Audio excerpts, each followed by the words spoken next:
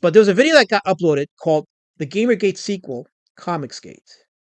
It's 23 minutes long. I don't think it's gonna take me more than 2 hours to EFAP this, so I'm not gonna like stop it and offer distractions or diversions or what do you call it? Derailments. No, I want to keep it focused. I'll be drawing and EFAPing it. It's plain.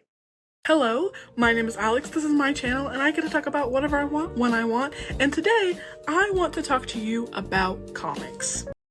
When a group of people decided that comics, a medium literally built on the idea of ordinary people becoming extraordinary, was being ruined by the wrong kinds of people making it. If you watched my last video, you already know about Gamergate. You know, By the way, I hear that Mikey No More is doing a Gamergate documentary, which I'm looking forward to because Gamergate is a little bit out of my league because it's years of history, hundreds of hours of live streams that I'm not going to watch. As those live streams are pretty much what you think. It's what you can imagine them to be.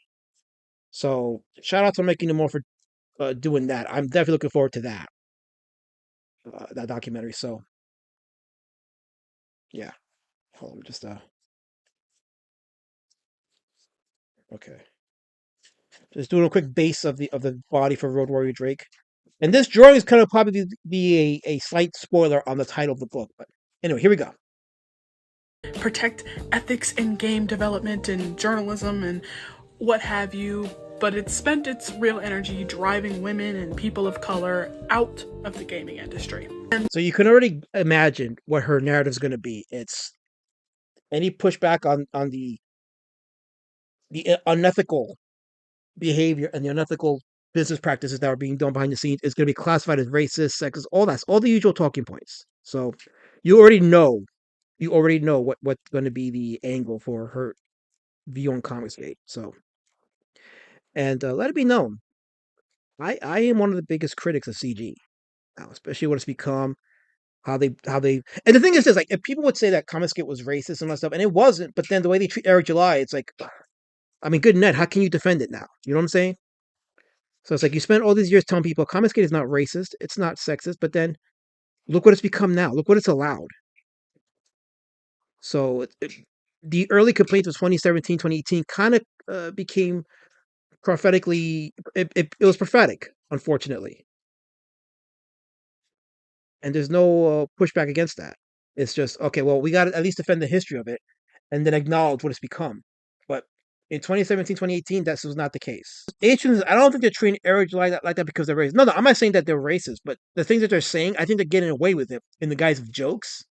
But some things that they put out there, whether it's thumbnails or certain comments, yeah, it does border on racism. And I think they get away with it claiming that they're jokes. And look, I have my own share of racist jokes myself. I'm not going to tell you I don't joke with racist stuff, but my jokes are not like concentrated on one person. It's just general, and I'm equal opportunity. But when you have one specific target and you take advantage of his his race, and then you start like you know doing it in the guise of jokes, well, it's kind of obvious what you're doing, you know. So yeah. So anyway, here we go.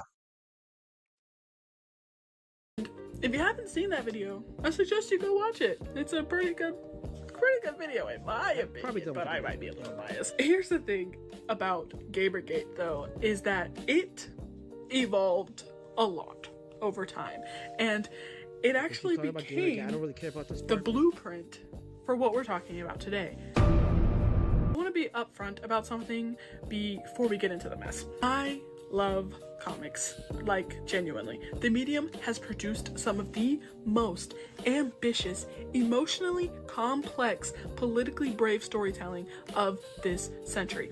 From Jack Kirby and Joe Simon literally punching Hitler on the cover in 1941, before America even entered the war, mind you, to the raw grief of Moss, to the political fury of V for Vendetta. Comics have always been a place where people said things they couldn't say anywhere else. And that is not breaking any new ground there, but yeah. Important context, because what I'm about to describe is people claiming to protect the integrity of comics while doing everything in their power. Okay, that's that's kind of a gross generalization because while that was the intent of quite a few people to what you will call protecting the not so much the integrity but the history of comics and the medium of it, it was a little deeper than that. It was a little deeper than that, and that's the ugly truth that this particular female and many like her don't want to face because if you don't subscribe to their point of view, then you're racist, you're sexist, and then they have to cancel you.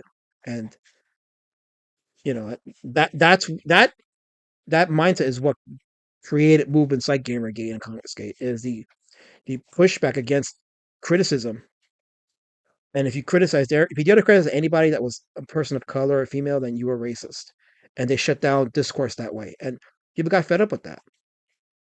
It's like I'm not gonna like I said, I'm not gonna defend everything that Comicsgate did, but it's also disingenuous to push against lies and not consider all the stuff that happened historically. And that's why I did my documentary because it isn't because I wanted to trash CG. That's not what I did. I just told the truth about it and I showed the truth about it. But it's about protecting against this this false narrative. So um anyway, here we go. To chase people out of making them. Comicsgate is described as an alt-right harassment campaign. Okay, so I debunked this in my video. She's reading off Wikipedia, where Wikipedia is putting out the fake narrative that Comicsgate was an alt-right group.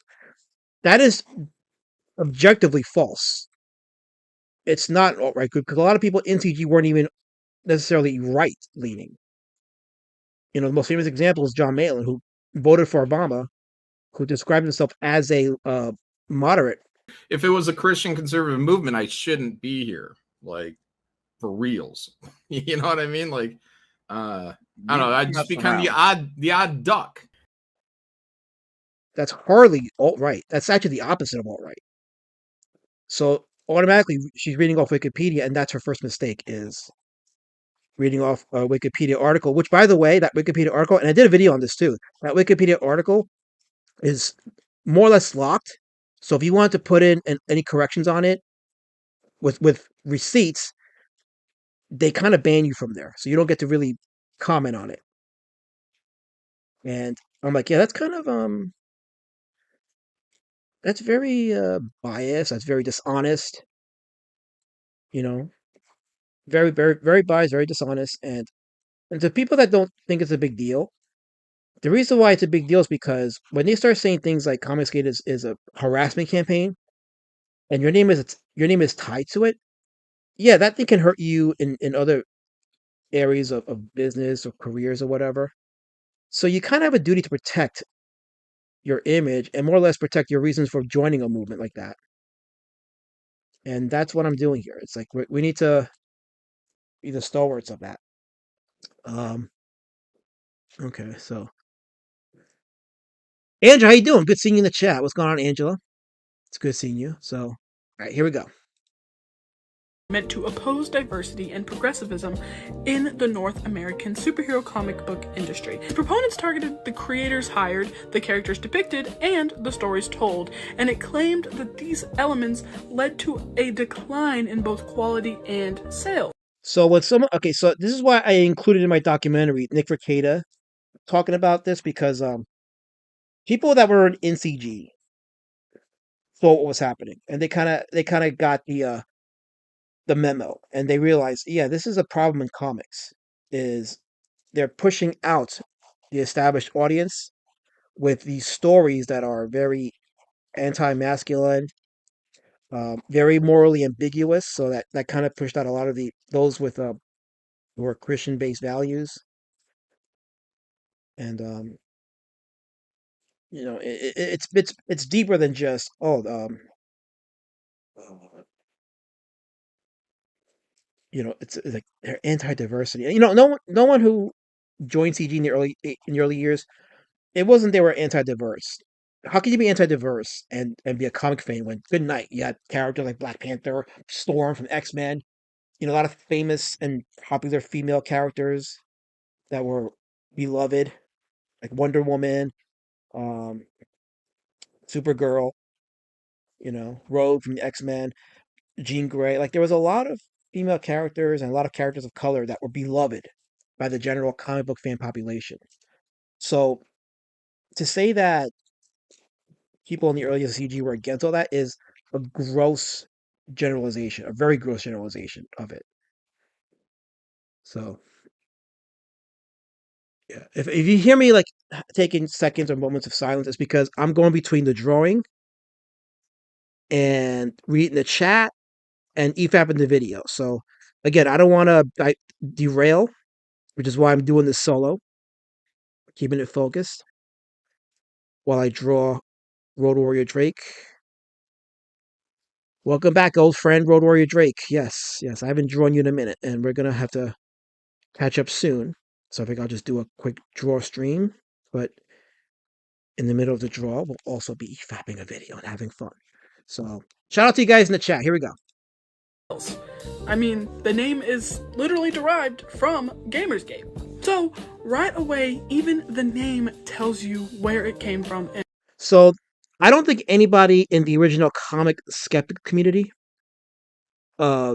created the name Comicsgate. I think that name was created by the opponents, the critics of CG, early CG, and they put that name on them. Because initially they were called the comic book skeptic community. The comic book skeptics is what they were called back in 2017. I have the article in my video, in my documentary, showing that they were called the skeptics. So it wasn't like the earlier CG personality said, "Hey, what shall we name our little group? Oh, I know. Let's call ourselves Comicsgate because there's a Gamergate movement, and we should borrow from that." It didn't. It wasn't that way. It was they formed together. They pretty much had the same opinion of what was happening with comics. Uh, it was like Richard C. Meyer, Englentine, Captain Cummings. Like they didn't just get together and say, "Hey, let's create a movement, and we're going to talk about this." They were kind of doing it independent of each other, and they didn't realize that the others were doing it. But when they started to search their videos online, they saw that they were doing that. These guys were doing the same kind of content, and they realized, "Hey, there's something happening, and we kind of all see it." So that more or less began the movement that would eventually become Comicsgate.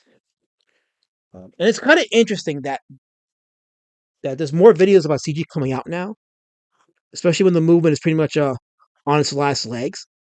Well, quote unquote movement, I should say. It's interesting. It's almost like people kind of smell blood in the water. And again, like there's a lot of things to be critical of with CG, like 100%.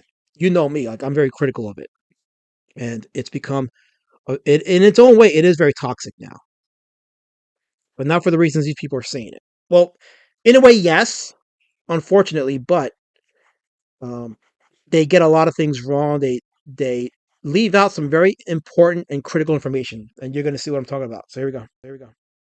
And what it was copying. This is where it kind of gets a little stupid, to be real. In July of 2017, Florence Flo Steinberg passed away. Talk about the milkshake incident. If you guys don't know, so a bunch of female writers in Marvel, led by Heather Antos, were doing this like a little retirement party for Flo Steinberg.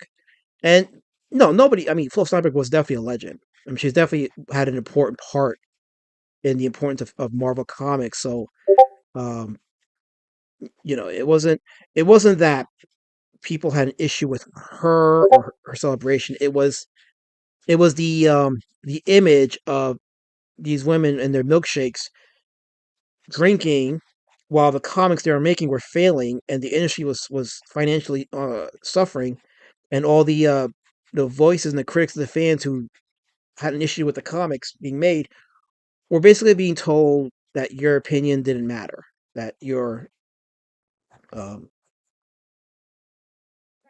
your gripes were founded merely on racism and sexism, and you're misogynist, you're this and that. It's like people got tired of that, and that was what led to the creation of what became Comicsgate. But here we go. She's going to go over the milkshake incident.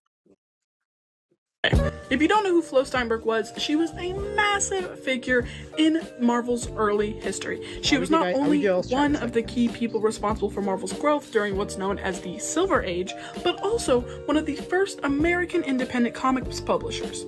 She was, by all accounts, a legend. So, 5 days after her death, a Marvel editor named Heather Antos worked on titles like The Unbelievable Gwenpool and Star Wars, posted a photo of herself and 6 other coworkers at Ben & Jerry's.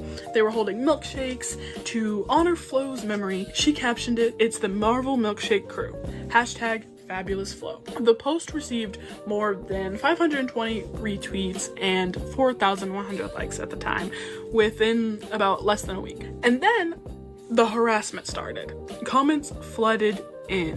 One person wrote, quote, "Can we just get off feminism and social justice and actually print stories," end quote. And another person wrote, quote, "Gee, I can't imagine why Marvel sales are in the toilet." Others just went to her DMs. On July 30th, Antos tweeted, quote, "Woke up today to a slew of more garbage tweets and DMs for being a woman in comics who posted a selfie of her friends getting milkshakes." Antos even reported receiving rape threats and being doxxed. Yeah, I'm going to press X to dot on that one, because we all know, because as you saw with Ed Piskor, women in the comic industry will make up stories about you being assaulters and all that stuff. I'm not saying it doesn't happen, but unless you can produce evidence of it, yeah, X to doubt. So, especially with Heather Antos, who is legitimately not a good person. And she said some very bigoted stuff herself in her career. But again, if it happened, I'm against it. Like, don't get me wrong, I'm not for it. If it did happen, disavow. But produce evidence or just don't say anything. Let me read the chat for a second. Hold on. Let me check the chat here. As I rhetoric. So let's see. I'm going to go up a bit. Some person says, oh, he's in the chat, but he's saying hi to Angela, not to me. So screw you, some person. Osgrade says it was a reaction to hostile comic industry had it to its customers. Yeah, the milkshake stuff was the reaction to the milkshake stuff was a reaction to how awful the comic industry was to its fans, to its customers, and dismissing all the opinions and criticisms of the books. They were calling old fans Nazis and blocking everyone. Yeah, that was the thing. If you had a criticism against their books, you were a Nazi. You were this and that. You were all these things. They were throwing out all these like Marxist talking points, and people got tired of that. But they don't talk about that because it disrupts the narrative. Let's see here. Osgrade says Manga One. Manga One because it doesn't get itself involved in all the political shit. It doesn't treat its fans like crap. And it doesn't live stream their grievances and cause drama. Mangakas are successful because of that. So they always forget about attacking the fans first. As Osgrade, oh yeah, she leaves out a lot of this stuff, and we're gonna go over that because they forget how people like Dan Slott and Mark Waid were hostile towards fans. They leave that part out, and you can't show it on a Wikipedia page because they will ban it. Wikipedia is completely slanted, and I think this is where she's getting her info from, is Wikipedia. And when I previewed the video, I was like, yeah, she got this from Wikipedia, because I talked about this in my Wikipedia Comicsgate video, and I'll share it here too. But she completely distorts a lot of the history here. So did they offer an alternative reasons to why comics were in the toilet? Says Henry Throod. No, in their mind, the comics were doing fine. In their mind, they were doing fine. So there was no criticism necessary because it was attracting the right people, but the sales were bad. See, the comics industry, they were making their money because they were shipping bulk books to the comic shops. The comic shops were the ones absorbing the debt. They were absorbing the expenses. So in the eyes of the industry, they were doing fine, but in the eyes of the comic shop, it was reflecting how bad the sales were because they were getting these books off their shelves. People were turning their backs away from it. Miss Harper, S. Harper says, hit the like button. Absolutely, hit the like button. Some person says, Alana figured out how the live chat works. Better late than never. Better late than never. I learn. I take criticism very well. So, their book still sucks, says S. Harper. Story-wise, less comic industry, more comically sad political rags pointers. Yes, here we go. Let's double back. She posted a photo of her and her friends getting milkshakes to honor a dead colleague, and she received rape threats and was doxxed Okay, how do you dox someone whose name and information is already out there? See, this is more of that disingenuous rehashing of stuff. You can't dox somebody who's already out there, who's already got the personal info out there. Number one. Number two, not a single evidence of those quote unquote grape threats were ever published. Not a single one. And again, yeah, X to doubt. It's easy to accuse people of things without having the need or being held to a certain standard of having to produce evidence. And Antos didn't do that.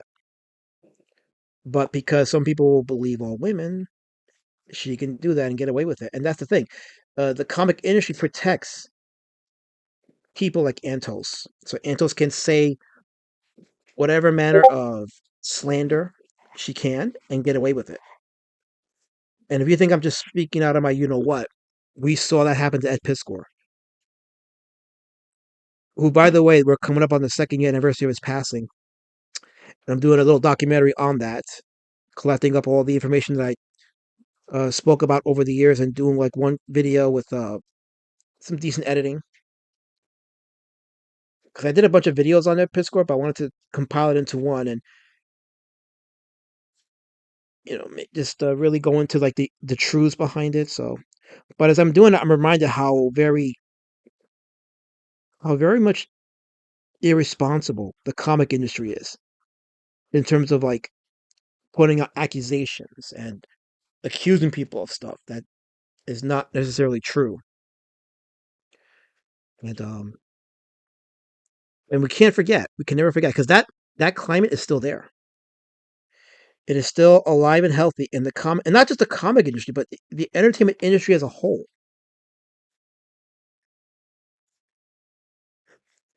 And I'm not saying there aren't legit sex pests. There absolutely are.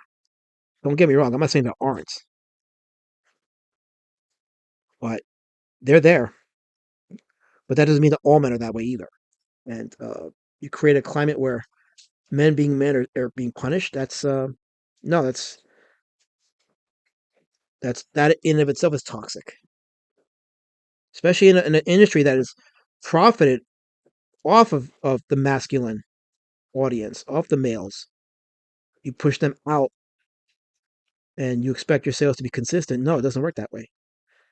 That's not how it works. So, uh, yes, I'm drawing Road Warrior Drake. And for those of you that back Pumpkin War Patch, I'm going to send out your PDFs this week. I'm just waiting to work out the details regarding the printing. So, but I'm going to send you all your PDFs this week. So, I appreciate everybody being patient on that. I totally do. So, thank you guys for that. Anyway, let me continue on. A milkshake photo. I genuinely don't know what else to say about this. There's no reading of the situation where the harassment is justified. There's no angle. There's no, no. A woman posted a milkshake selfie and got rape threats. So she's not explaining why. First of all, again, no evidence of the grape threats, number one. Number two, she's not explaining why there was pushback. She's leaving that part out. And that's key because it really goes into like the history of it all and why it started and the legitimate gripes that existed back then. So some person says, I bet she was around with the early SJWs denouncing Comicsgate. She's just trying to revise history. Yeah, she's absolutely revising history. And that's why it's important that we go over it and correct the record, not justifying bad behavior, but correcting the record. Because a lot of people that join CG with good intentions, they joined a movement that some people are calling a harassment campaign, and that's going to hurt their credibility. That's going to hurt their name and their image, and that's slander. So the record has to be corrected as objectively as we can, because if not, people's lives are going to be destroyed over this crap. So Tim Olsen says, that's kind of what I'm seeing. She's literally reading Wikipedia. Yeah, these are all the Wikipedia talking points that I debunked in my Comicsgate video about Wikipedia.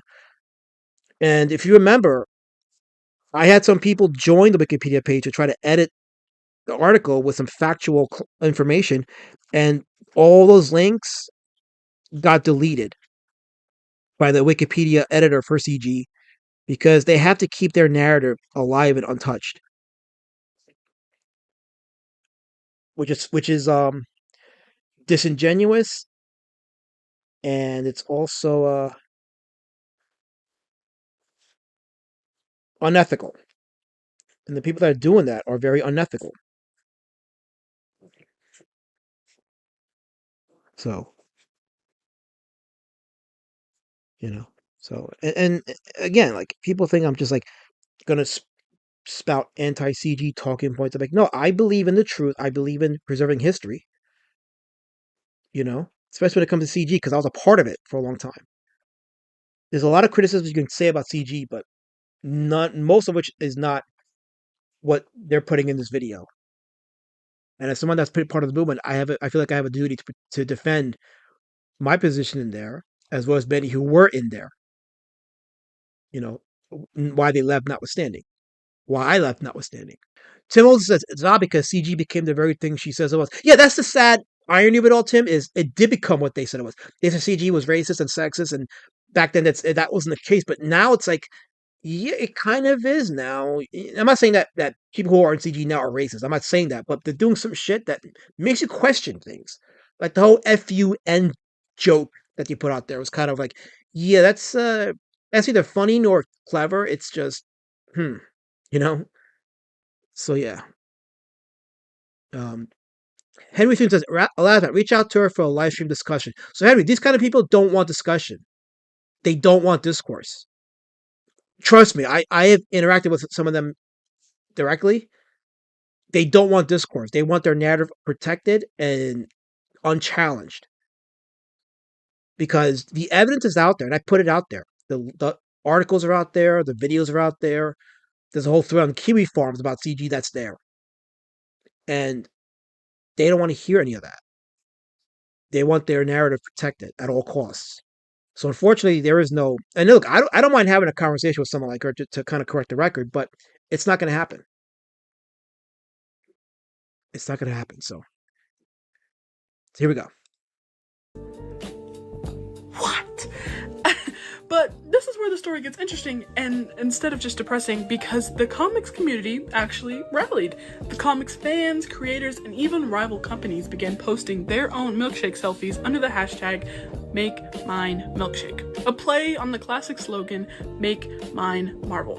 DC Comics' official Twitter account even posted, "Cheers at Marvel ladies, hashtag #MakeMineMilkshakes." Even Marvel's official account joined in.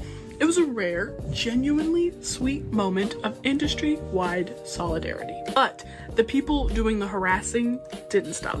Okay, so she keeps using the word harassment, and what she's talking about is criticism. Again, there has been no evidence of the quote-unquote harassment she's talking about.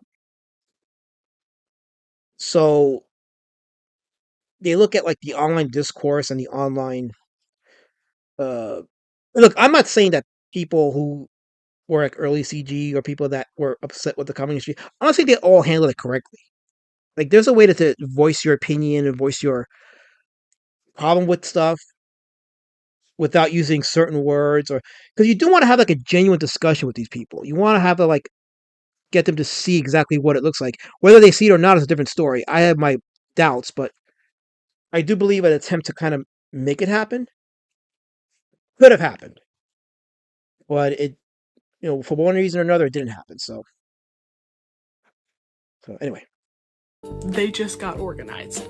Each movement like this tends to have a face, usually two. In the case of Comicsgate, those faces belong to Richard C. Meyer and Ethan Van Sciver. Okay, so first of all, she mispronounces Ethan's name. She calls him Ethan Van Sciver. That's wrong. It's Ethan Van Sciver, number one. That tells you how much she knows about this and the people, number one. Number two, she's wrong. The founders of Comicsgate were not Ethan Van Sciver. Richard C. Meyer, was one of the founders, but it was Englentine, Captain Cummings, Doug Ernst, Tim Lim, Captain Frugal. Like, these guys were part of the early CG. They were the founders, more or less, like Min Headroom, another one. Some of these are names you don't remember because they were in and out. They kind of dipped early on, but they were part of that. So she gets it wrong by saying Ethan is one of the founders. He was not. He absolutely was not. He joined in 2018. Comicsgate started in 2017. He joined in 2018. So she's already wrong. But the reason she says this is because she gets her information from Wikipedia. And Wikipedia ignores a lot of the details of early CG. And that's where you get these erroneous kind of videos. Angela Curry says advanced skeever. That's closer to it, yes. It is advanced skeever. Let's see. Tim Moulton says she's of the age group that does not know the origin of the phone number 911. Yikes. Henry Thune says Doug Ernst still has me blocked on Twitter for some reason. Probably a block change from years ago, but if you can find a way to reach out to him, he'll probably unblock you. Unless you're like going to critique his stuff, then he'll probably leave you blocked. Well, not critique, but if you like get like in a way where CG just hounds you, then yeah, he might block you. But I don't know you to be that with Henry. So I mean, he had me blocked for a long time too. Like Doug Ernst had me blocked for a while. I reached out to a third party and said, "Hey man, tell him don't block me. There's no ill will. It's all copacetic," and he unblocked me. So now he and I were good. Brian Crisco says Evan didn't found CG. He co-opted it and turned it into his personal cartel. That seems to be more accurate. I tend to agree with that. Yeah. These people are on a decline, so this is where they'll be at their most vicious before they push back into obscurity, says some person. Yeah, that's what I'm saying. They're clinging on to their narrative before they're finally just phased out. And again, like there's a lot of criticisms and legit complaints about Comicsgate, but none of them is what she's saying here. Let me see here. Ernst blocked me for some slight, says Colin. Yeah, I think it was well, I mean, yeah, again, like I'm not all for blocking for people that criticize you. So that's just me. An Army veteran, ran a YouTube channel called Diversity and Comics, a name designed to let him claim that he had no problem with diversity when it comes organically. Yeah, what's the problem with that? If it comes organically, that's a good thing. That means that if diversity comes organically, that means it services the story. That's a good thing. Because that means that you're not reading characters based on their color or ethnicity, whatever. These are genuine characters who happen to be a certain ethnicity or a certain color or whatever, a certain gender. It's organic. That's how you're supposed to write a story. See, this tells me that again, like they don't understand the purpose of this was to entertain people, to create legacy characters, legacy stories. And then she is a perfect example of someone that doesn't get it. If your purpose of telling the story is to insert diversity for sake of inserting it, that means you're putting story second or even third.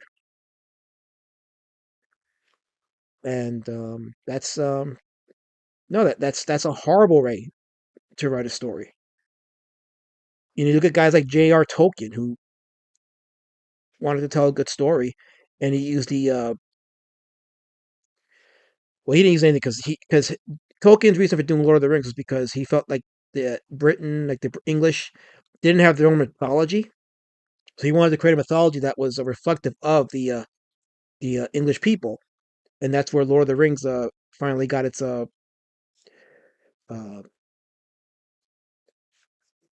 its life. It's reason for being. And shout out to Peter Jackson for being the one to say that he was not going to tell his version of Lord of the Rings. He wanted to tell J.R.R. Tolkien's story. And yeah, it's adapted. Of course, it's adapted. It's not 100% accurate to the book, but when you adapt a movie from a book, you kind of are entitled to some kind of liberties without compromising the story. Anyway, that's just me. Here we go. His words.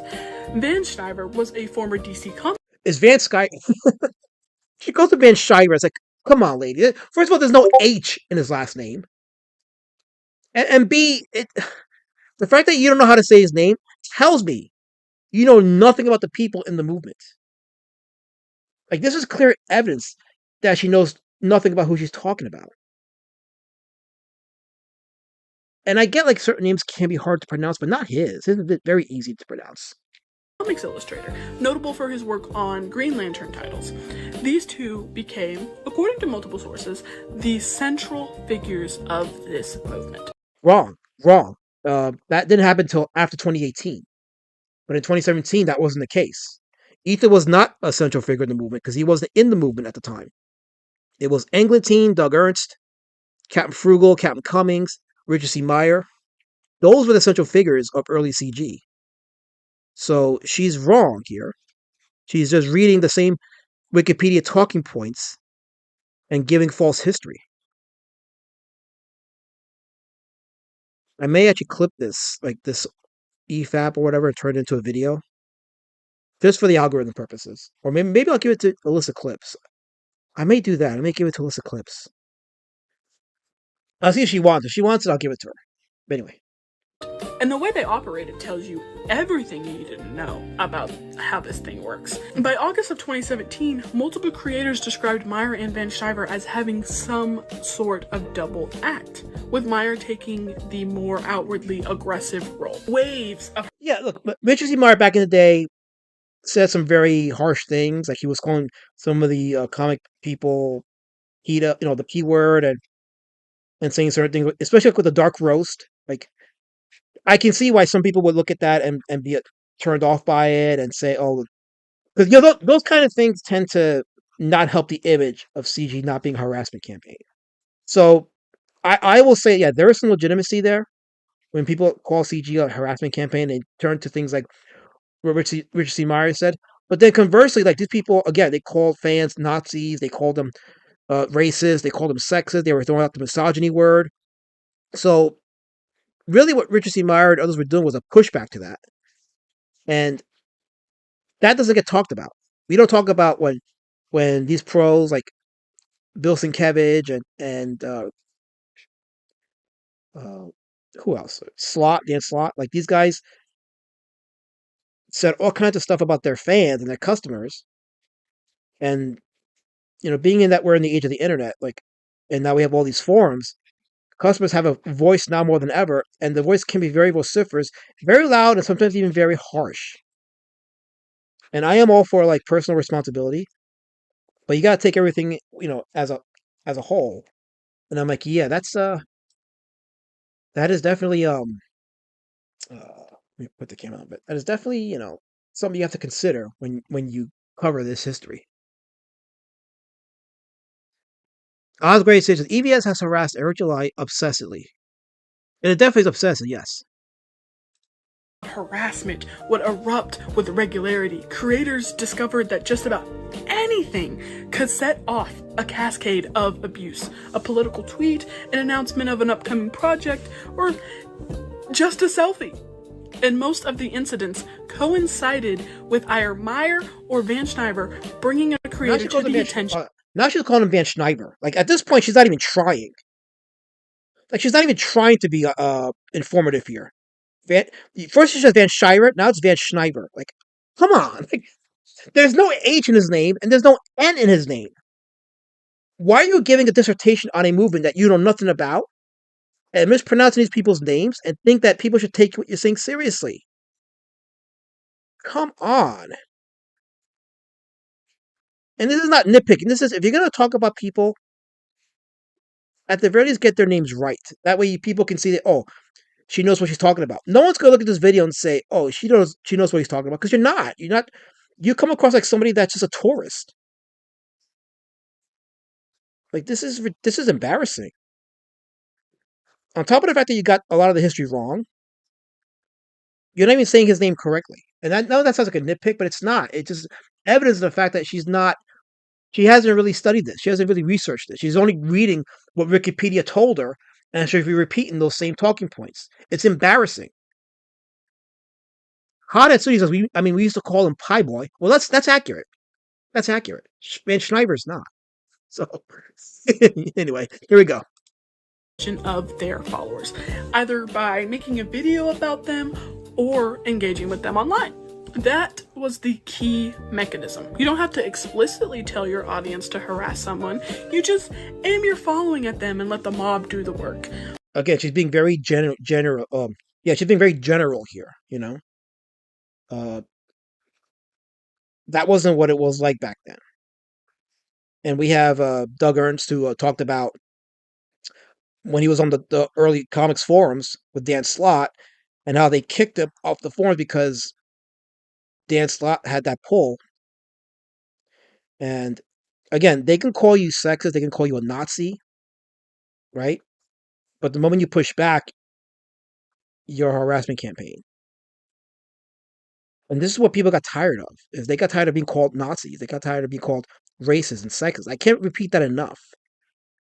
When you offer a criticism and people call you names over those criticisms rather than address the criticism, at some point pushback is going to happen, and it's going to be a bit harsh. And you guys know what I mean when I say harsh, so I don't want anybody to tell me, "Oh, he endorses quote unquote harassment and doxing." No, I don't. I endorse none of that. But what you consider to be harassment is not the same as legit harassment, which we're going to talk about in a bit because she's going to bring up an incident that she kind of, again, going by the Wikipedia article, she forgets some very important context. So here we go. Plausible deniability in tag. Once a creator responded, even without naming their harassers, their tweets got screen capped, spread into YouTube videos and affiliated websites, which drove more attention and more abuse back to the original target, and it was a machine, a cycle designed. So she's being general. She's not describing what those tweets were. She's not giving specific examples. She's just doing a general talking point. And because she's probably talking to her, as I say, preaching to the choir, they're not requiring her to bring any evidence out. But if you're going to make a claim like that, you need to bring evidence. Bring evidence, that's all. Just bring evidence, and then we address it. So here we go. To be self-sustaining. And Meyer took credit for the firing of Aubrey Sitterson from the IDW comic G.I. Joe Scarlet's Strike Force after Sitterson had criticized what he called performative grief around the September 11 anniversary on social media. Whether or not you agree with Sitterson's tweet, the fact that Meyer took credit for getting him fired tells you exactly what kind of consumer advocacy this was. He was openly... How is that relevant? How is that significant? Like what is the what is the angle here? So what? If you took credit, so what? What does that prove?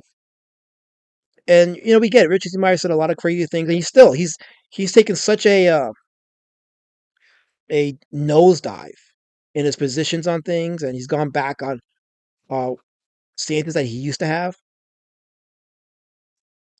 So yeah, in hindsight, he probably was like very aloof, for lack of a better term, and said some outrageous stuff. But that one is not one of them. It's just that's a non-issue. Bragging about getting someone's job taken away. Here's part of Richard C. Meyer's story that really stuck with me. In November 2017, Meyer posted a video called The Dark Roast. Intended to be private for close friends only, it was later attainted by the Daily Beast and its contents made public. In this video, Meyer referred to a female Marvel Comics editor using a deeply misogynistic slur, accused multiple female industry professionals. So this is probably like, okay, this is where you're like, okay. Meyer probably was off the deep end here on this one. And he probably shouldn't have said the things that he did. And whether or not you agree with him is not the point. There is a thing called optics. So you have to like be able to, in a very healthy way, be able to offer your counterpoints or your pushback or criticism without devolving into like language or terms that can be misconstrued as hating on women or hating on certain people, whatever. It's like, yeah, because normies get turned off by it, for sure. So this is where like, okay, this is where I will give her that, because optics is everything. And a lot of comics folks they lack business sense, meaning they lack the ability to have a healthy discourse themselves, taking disagreements healthily. We've seen that. So she's not entirely wrong here, but there is a thing called optics, and a lot of comic pros and comic artists lack the optics on seeing how their own bad behavior can be construed a certain way. So professionals of sucking their way into the industry, and described a transgender female writer as a man in a wig. That's Max Osaggio. He also mused aloud about which famous creators might be pedophiles. When confronted about this, Meyer confirmed... Yeah, so that I will say this. I do have an issue with anybody calling people the P word without A, substantiating it in some way or another, and B, just using it as a way to just, insult them, because we have a big problem with that crisis. And when you throw that word around liberally, it desensitizes people on it. So when you have someone that may be a legitimate P word, well, nobody takes you seriously, and then that threat can go unnoticed, off the radar, and then boom, someone gets hurt for real. And people lack personal accountability, personal responsibility in their discourse, and they just throw that word out there like it's nothing. It's like, yeah, I don't like it. I don't like it. The video was real and described it as a private letting off steam video, and that nothing different about how people talk when they're joking with... And again, I don't have an issue with people venting off and saying whatever, but the thing with Richard is he recorded it. He did record it, which set himself up to have it put out there. So your live streams are not your personal therapy sessions, guys. If you're a creator, your live stream is not your personal therapy session.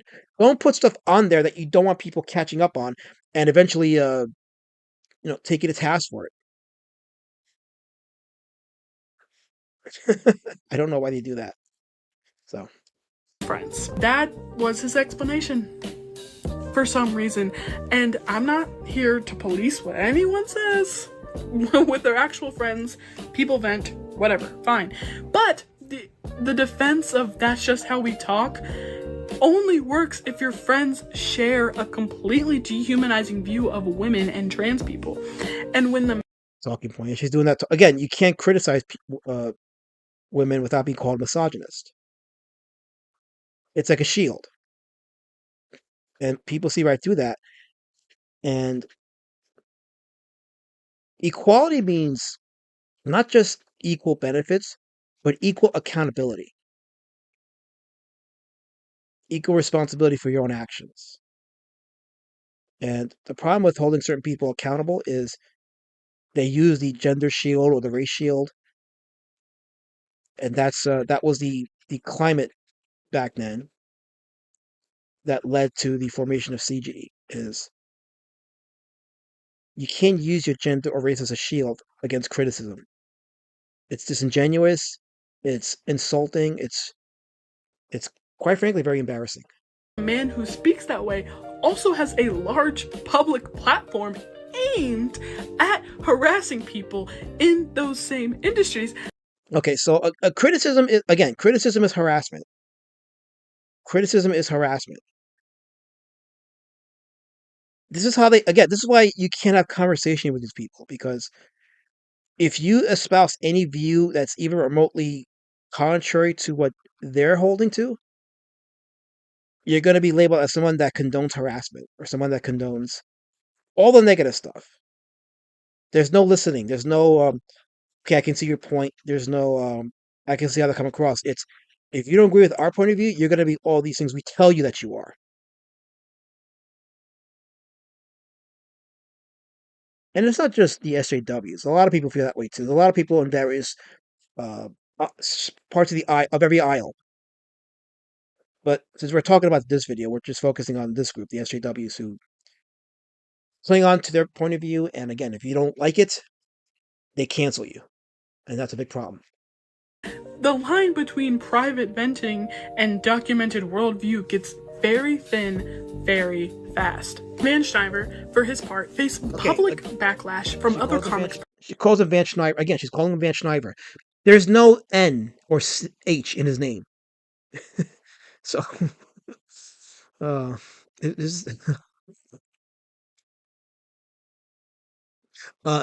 as Harper says, for her to do this stream and say this, it's actually a video, not a stream, but for her to do this and say this trash while her entire views have failed in entertainment and politics.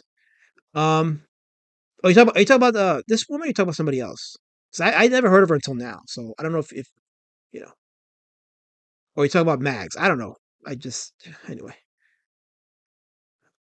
So, anyway, here we go. Professionals for joking on social media about suicide by Democrats, making comments on Reddit about a queer globalist mass, and hosting alt-right leader Vox Day on his YouTube channel. Okay, so you saw about Ethan when Ethan had Vox Day on his channel. But at the time, Ethan had a lot of people on his. He had Vox Day, he had Mark Wade, he had Donnie Cates, people that the comic industry liked. So to Ethan's defense, he did have a lot of people on his channel that had different views on stuff. So for her to just single out Vox Day, again, very disingenuous. And they need Vox Day in their narrative because Vox Day is genuinely like an alt-right kind of person. And I remember back in 2018 when Vox Day was looking to take the Comicsgate trademark, and a lot of Comicsgaters were very worried because of his views and because of the possibility that him taking over the CG trademark would justify and even would validate. I'm sorry, it would validate the SJW position that CG was an alt-right group. I remember that. I remember going down the way he did, and that was one of the things that led to Ethan getting the trademark was because of that. My feeling is that the people who have helped propel Comicsgate, right, are in this room and in this chat.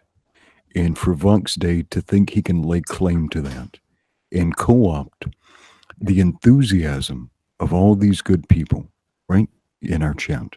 Mm-hmm. The enthusiasm and the creativity of all these people here in our conversation right here. It is ridiculous at its audacity. It is nonsense and insanity, right?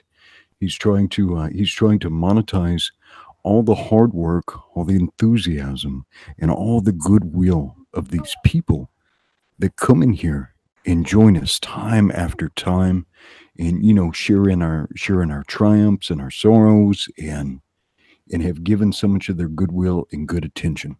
And Vox needs to stop. Vox needs to put in his own work. He's an intelligent guy. He can do his own work. He can come up with his own brand. Comicsgate does not belong to Vox Day. No, it belongs to us, but in particular me. He didn't want someone like Vox Day to have that stranglehold on CG and tarnishing CG's identity at the time. So this is why, again, when you say it's an alt-right movement, that's just not accurate. It's 100% false. But even that on a lot of people. So to make it seem like he was only focusing on one type of people is wrong. That's 100% wrong. Check out the chat for a second. She's reading all this off the screen, says Guy in the Zoom. She's reading the Wikipedia page. This is all from the Wikipedia page. I did a video on this. So everything she's saying I'm familiar with because it is straight out of Wikipedia's page. And I had a couple people join that page to kind of add information on there with the receipts, and the editors completely deleted it. They don't want the real truth out there. They don't want facts. They just want their narrative. S. Harper says, this is a great EFAP. Well, thank you. I appreciate it. I like how I do EFAPs because I tend to be concentrated. People that do EFAPs, and shout out to Wiggle and Lord Raptor, but they get derailed pretty easily. I don't. I'm just focused like a laser on this because I watched it. And I said, yeah, this is going to be talked about, and this is, this has to be shared. But S. Harper says Bancroft's books are great, and his t-shirts are so soft. I don't know how to take that. I don't know how to take that. But shout out to you guys in the chat for not being racist, not keeping the D word and the Q word. By the way, I went to Wawa's today with Lady Shadowman, and I don't know what happened, but we went to get a coffee. And on the live speaker, the quack sound happened. As soon as you got out of the car and started walking that way. And I'm like, who the fuck said that? Like, I wanted to get names, but I couldn't get names. Nobody wanted to give me a name. So I'm being watched for sure. I'm being monitored. Anyway, let's continue on. Though Van Schneiver and Meyer both later disavowed any formal association with Vox Day.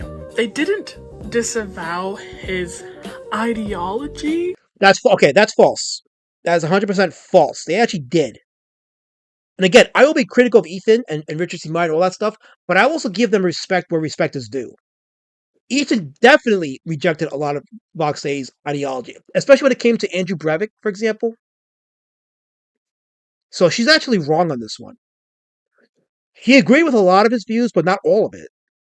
And he was very specific in what he did not. I remember that stream when Edwin Boyette was on there, and Doug Snaple and Mike S. Miller, and they were all kind of unanimous in their disavowal of Vox Day. And Boyette, Miller, and Tenable were staunch Christians, and they were very critical of Vox Day's views on stuff. So she's wrong, 100% wrong on this one. But again, she's getting her talking points from Wikipedia, so she's going to repeat what they're saying. Just their association, mind you. It was a PR move.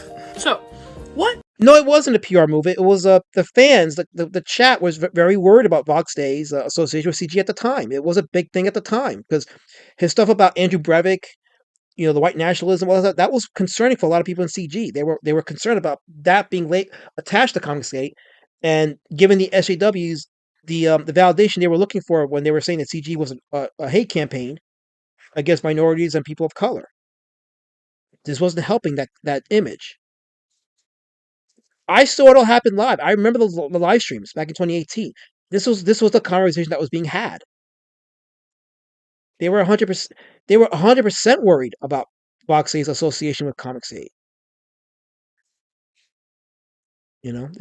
I remember very clearly on those live streams. Was the stated justification for all of this?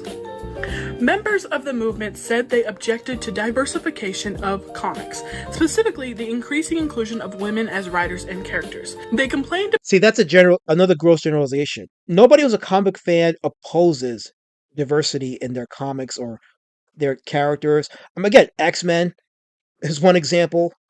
Probably the best example of how the comic fan base embraced diversity. There was guys like Black Panther, Luke Cage, Blade. Like Blade, Wesley Snipes' Blade was one of the most well received comic book adaptations.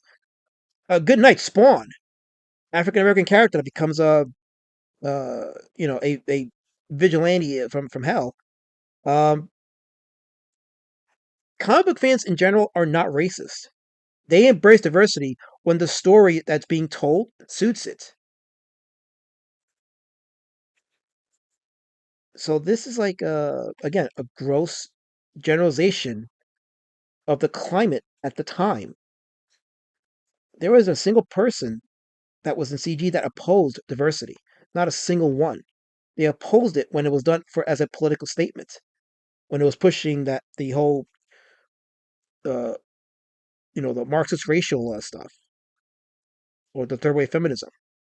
That's where the problem arose, and that was a genuine complaint. About Marvel's all-new, all-different campaign of the late 2010s, in which characters who had traditionally held the identities of Wolverine, Thor, Hulk, Captain America, and Spider-Man were temporarily replaced by female or racial minority characters. They argued that this push for diversity, combined with what they called politics being injected into storytelling, was causing a decline in both quality and sales. Yeah, and here's why. And this is going to be profound to some people. If representation is the qualifier in bringing in new readers, then it would stand to reason that lack of representation would push readers away. So, like, if you had these books that were not being geared towards the original comic book audience, which was, the male demographic, if your comics are gearing more towards like radical feminism, you're going to naturally push away the male audience. You're going to just push them away.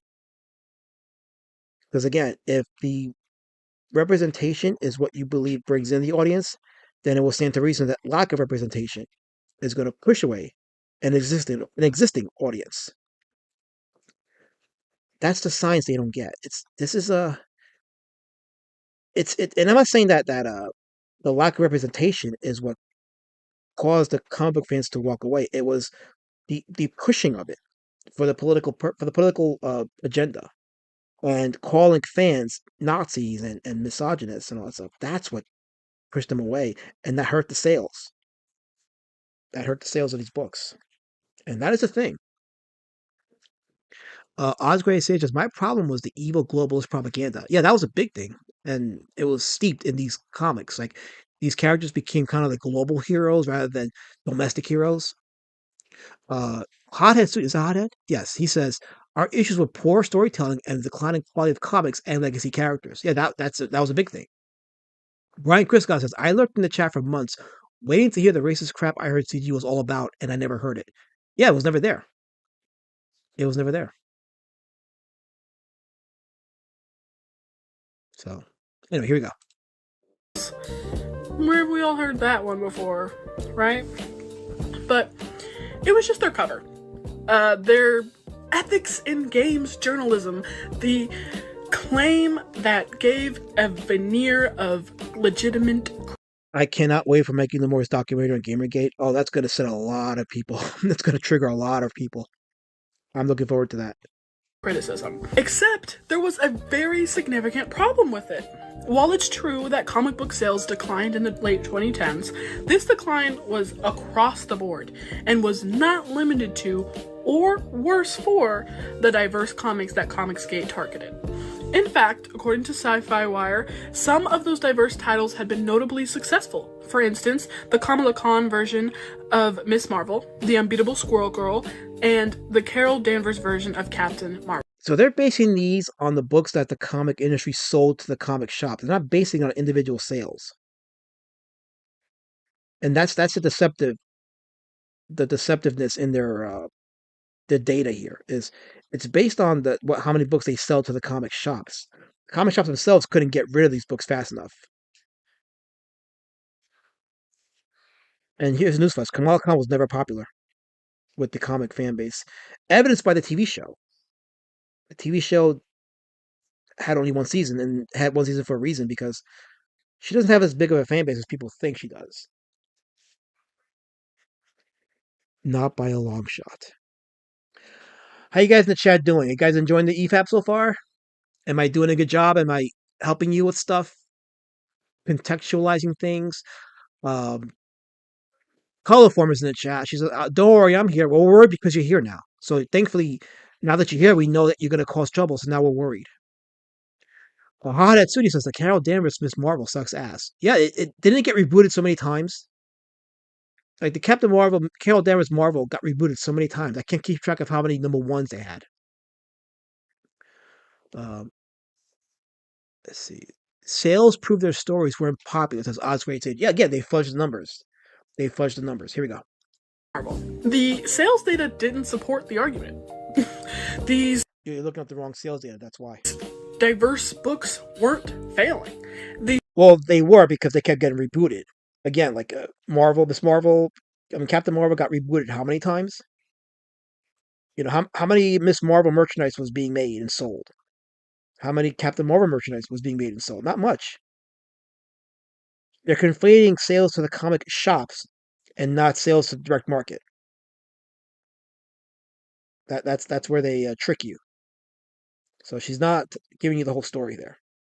The whole industry was having a rough stretch, and these people pointed. Except manga. Manga has always been successful.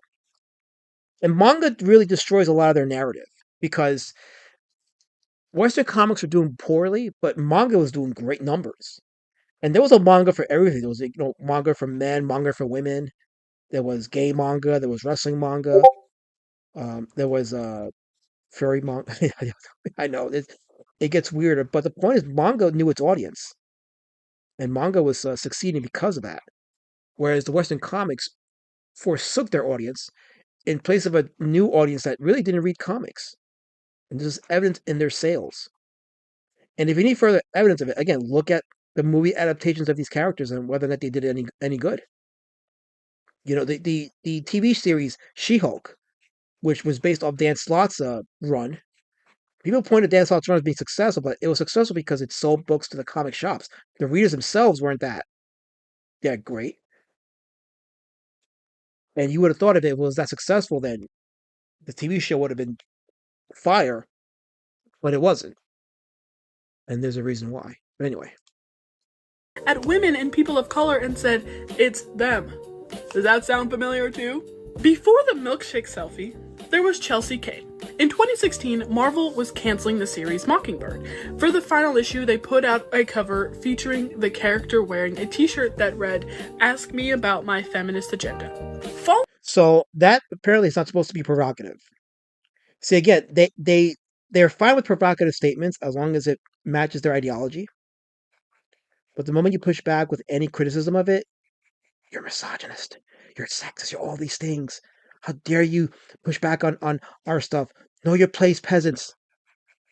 That sound familiar? It should, because we're witnessing it in some form now. So can't criticize people, because if you do, then you're a hater, you're this and that. It's almost like the ending of Animal Farm. It really is. So. Following the release of that issue, writer Chelsea Kane was subjected to harassment on Twitter, including someone posting an illustration of Mockingbird depicted as brutally murdered with the t-shirt slogan used as the caption. These are the same people, by the way, that have people that draw Batman or Wolverine or these comics brutally murdering law enforcement. They're crying about Mockingbird getting drawn in a certain way, but then they have no qualms about drawing superheroes murdering law enforcement. Which doesn't get any more sicker than that.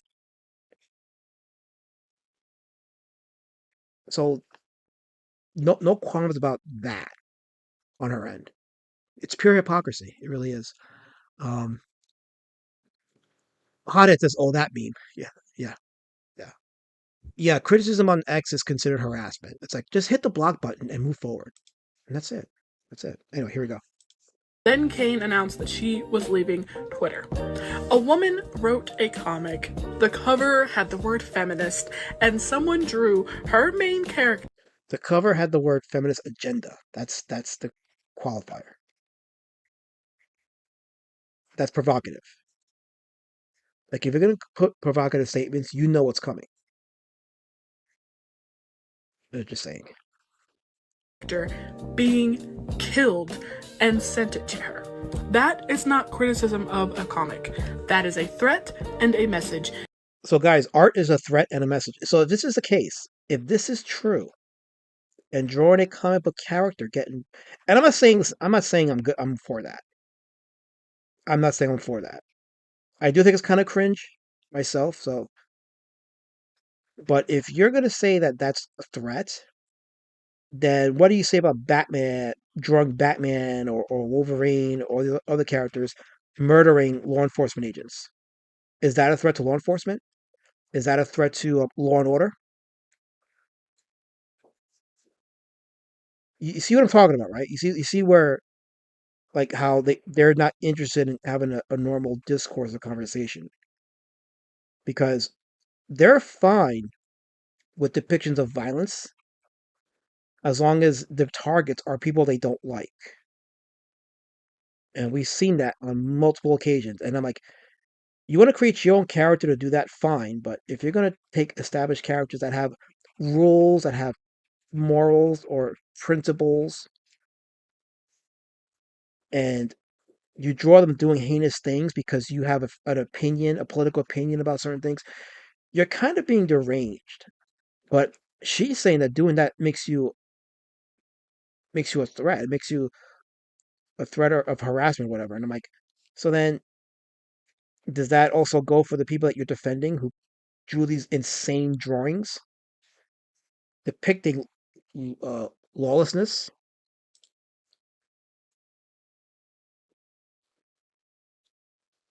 Henry Thrun says one guy drew a bad picture. One is all it takes for them, Henry Thrun, to create a narrative. Just one. It's all it takes.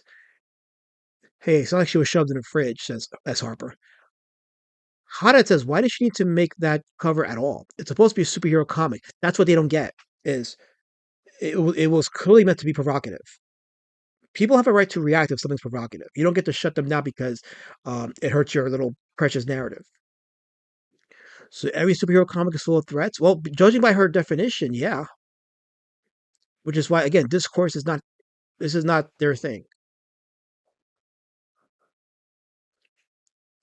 S. Harper says, hold on, isn't the drawing free speech and she's policing it?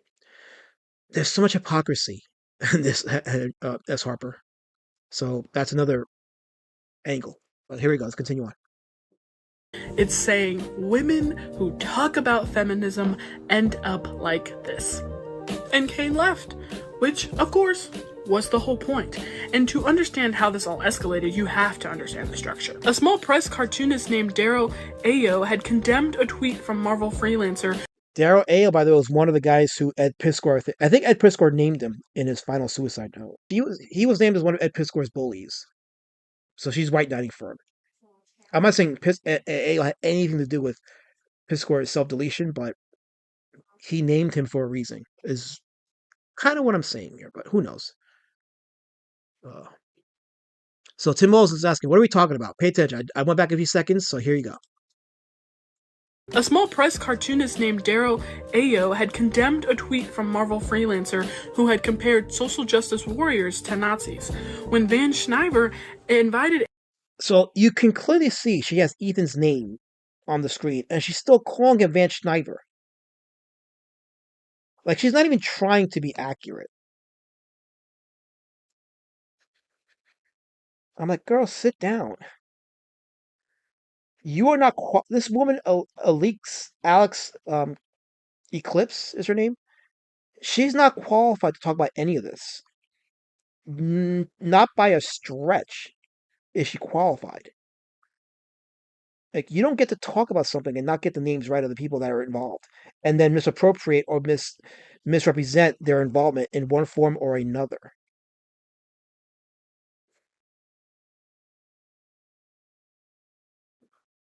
By the way, anyway, here we go.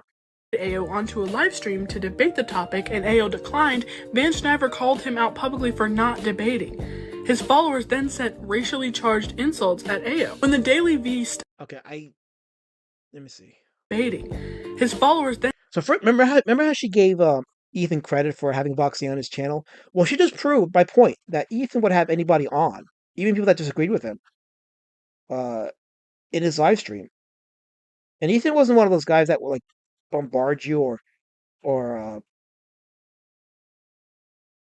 he wasn't like that guy. Like he would put you on and he would have a conversation with you or debate you, but it would be, at the time anyway, it wasn't like hostile or charged in any way, shape, or form. I don't think one of the criticisms of Ethan was that he would bring you on just to bombard you or overwhelm you. He was very dramatic. Yes, he sensationalized shit, and he wouldn't keep things private. That's a legitimate criticism. But he had anybody on. So, yeah, she's highlighting a comment which says that she says Ayo was referred to as a mediocre Negro. I don't know where that's from, but yeah, that's not cool. I'm not gonna say that's cool. No, like, you can criticize someone without pointing to their skin color. The thing is that Comicsgate's doing that today with Eric July. Like, they're in their criticism of him, they use his race as his it's not cool. Like, they do the same thing now. So unfortunately, a lot of what she's saying is given credence by CG's current behavior. But back then, that wasn't the case. But if they call this guy a mediocre Negro, no, it's not cool. It's not cool at all. But it's probably just the exception, because most of the criticism wasn't race based. There's a difference between trash talking and being outright hostile, but I don't know. I don't want to give credence to that, and I don't want to say that that's pretty cool they can do that. You can have discourse without getting racial. You can have discourse without pointing to a guy's skin color. So, anyway. Then sent racially charged insults at Ayo. When the Daily Beast asked Van Schneider about his followers' harassment... Now she calls him Van Schneider. Not just calling him Van Schneider. She went from Shiver to Schneider, now to Van Schneider. She's not even trying anymore to get his name right. Like, this is just embarrassing. Like, she's not even getting his name right. She's given up.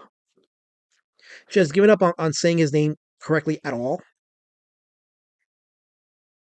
So she is protesting the English language. She is protesting phonics. Absolute protestation. This is where we're at with this. So, Bancroft says she has to be trolling. I agree. I can't believe she'd be this careless with his pronunciation. I really cannot believe that. But considering that she's reading all her talking points from Wikipedia, I'm gonna probably guess that yes, she is probably legitimately just not reading the thing correctly because she's not that bright.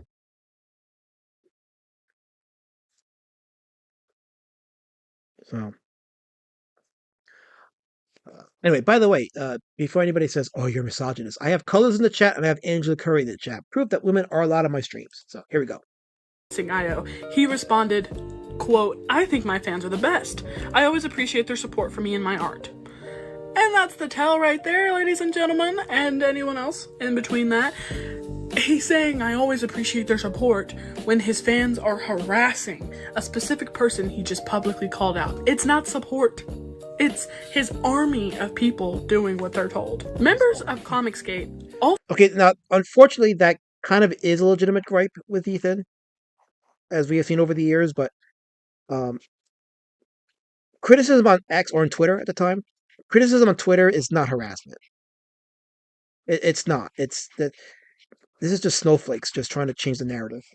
Also circulated blacklists of creators they wanted to boycott, categorizing individuals as members of the Pravada Press, SJW Vipers, and other labels. Among those placed on such... So she's chiding people for putting out a list of creators to blacklist. Remember that Whisper Network that came out a couple years later? Remember that? When comic book professionals in their own little DM room were putting out names of people that they were looking to blacklist from the industry. See, she doesn't understand. This is a widespread thing. This is not related to one group of people. This is a widespread thing, and the creators themselves who tried about this were doing it themselves. They absolutely were doing it themselves. This is why the Whisper Network became such a thing, because all we kept hearing about was these harassers and these incels were making lists of people to boycott. And it's like they were kind of doing it themselves. They were doing it themselves. Like, holy crap! It really does exist. The Whisper Network really does exist. It's just insane. Such lists were Larry Hama, Mark Wade, Kelly Sue DeConnick, Matt Fraction, and Ta-Nehisi Coates, writers with decades of critically acclaimed work between them. Colorist Moose Bowman. Okay, so I'm not gonna go back. She mentions Mark Wade as an example of someone that dealt with like the harassment. What she leaves out, and I showed this in my video on the Wikipedia Comicsgate video. Mark Wade, remember when Mark Wade was having his beef with Richard C. Martin? This was before the him getting canceled off Antarctic Press. When Marvel, DC, and other SJW comic writers conspired to harass a critic at Comic-Con. Yeah, go figure on this one. I was shocked when I heard this. People have been asking me to cover this all week. And I saw the video from Diversity in Comics about this, and I'm just kind of blown away because holy crap, he has really pissed some people off, man. And that to me is hysterical because this is one dude who has a YouTube channel that has really triggered a number of comics writers. So to that, you have to almost give the dude props. So it says here, a secret Facebook group of DC, Marvel, Image Comics, and other writers, including B. Clay Moore, Isaac Goodhart, Kelly Thompson, and Taylor Esposito, revealed that some of the comic industry's top talent were plotting to harass the creator of the YouTube channel Diversity in Comics due to his critical reviews that exposes the comics industry's SJW agenda to the public. Here's the thing. A lot of us talk about how there's SJW content in comics and how there's a lot of it that is just so stupid. Like case in point, Thor's grandfather and the whole unsolicited opinions on Israel comment that made literally no sense. And still a year plus later doesn't make any damn sense. But that's the kind of stuff that we talk about when we make fun of them pushing Mockingbird's Ask Me About My Feminist Agenda. When Richard C. Martin was doing a convention, and he had a table at a con. I think it was Baltimore Con. Mark Wade put out a post calling on his friends to go out and harass Richard C. Martin at the con. He did that. These guys that she named were not choir boys by any stretch of the imagination. And Mark Waid has had a reputation of being pretty wild behind the scenes and being very uneasy and very erratic, to say the least. So she was wrong with that one. Now, she mentioned Moose Bauman, and Moose Bauman, I didn't get to cover Moose Bauman in my documentary, but yeah, apparently Moose Bauman, I think, was going to be the original colors for Cyberfrog, Blood Honey, I believe. Correct me if I'm wrong, but I think Moose Bauman was going to be the original colors for Cyberfrog. And he did bow out, and he did talk about like getting harassed, and by harassment, he means like getting inundated with DMs by people. And I'm not saying that didn't happen. I mean, unfortunately, we're seeing it happen today. So I can't say that didn't happen then, but I think a lot of us were blind to it. But now we see it, and it's like, yeah, unfortunately, you prove these people correct with their criticisms. Not that they were correct in what they were saying on a lot of it, because a lot of it is a fudging of history, as we proved. But you don't want to give your enemies any ammo to think that they're right. And that's where Ethan and Malin and all these people kind of drop the ball, is they've given their critics ammo to say, we were right. We were right. I don't want to prove these people correct at all. I really don't. But you make it hard with your behaviors and the things you say about your fellow creators and their fans, you know, calling Eric July fans repertards, for example. It's like, you're not disproving their points. You're kind of validating their points. So, let's see here. Okay. Just catching up on the chat. Hoddit says, Kelly Sue DeConnick even said, don't buy her books. Yeah, she said, if you don't like her politics, don't buy her books. And that's what many people did, or didn't do. They took her up on her word, didn't buy her books, and boom. Sales went down the crapper.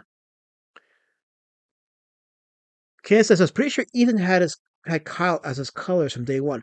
No, I think I saw somewhere that Moose Bauman was tied to a project with Ethan. I believe. Correct me if I'm wrong. There's somebody in the chat, but Moose Bauman was tied to CG early in the day, and then he dipped. It could have been Cash Grab. I don't know. I believe it was Cyberfrog, but I could be wrong. So somebody in the chat, if you can verify that, that will be helpful.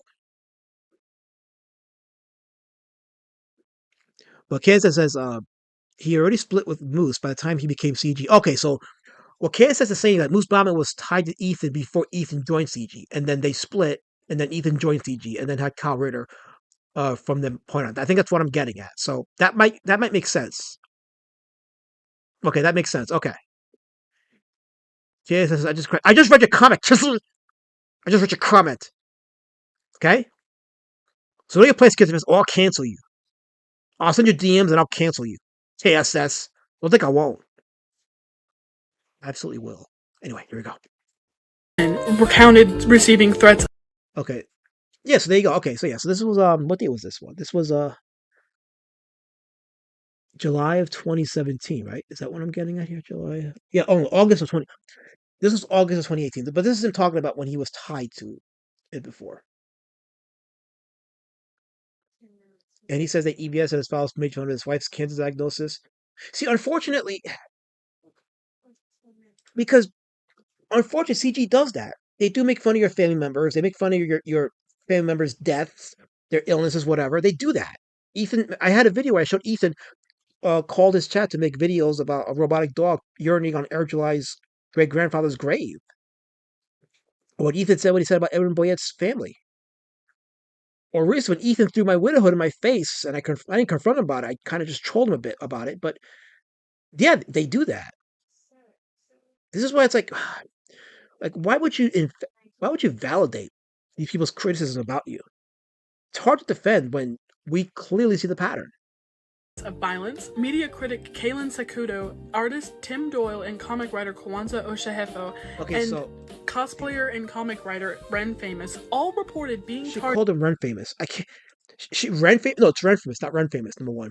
Number two, she ignores the fact that Tim Doyle actively threatened Richard C. Meyer to doxing him and his kids. Tim Doyle took it a step further and actively threatened to dox Richard C. Meyer's kids.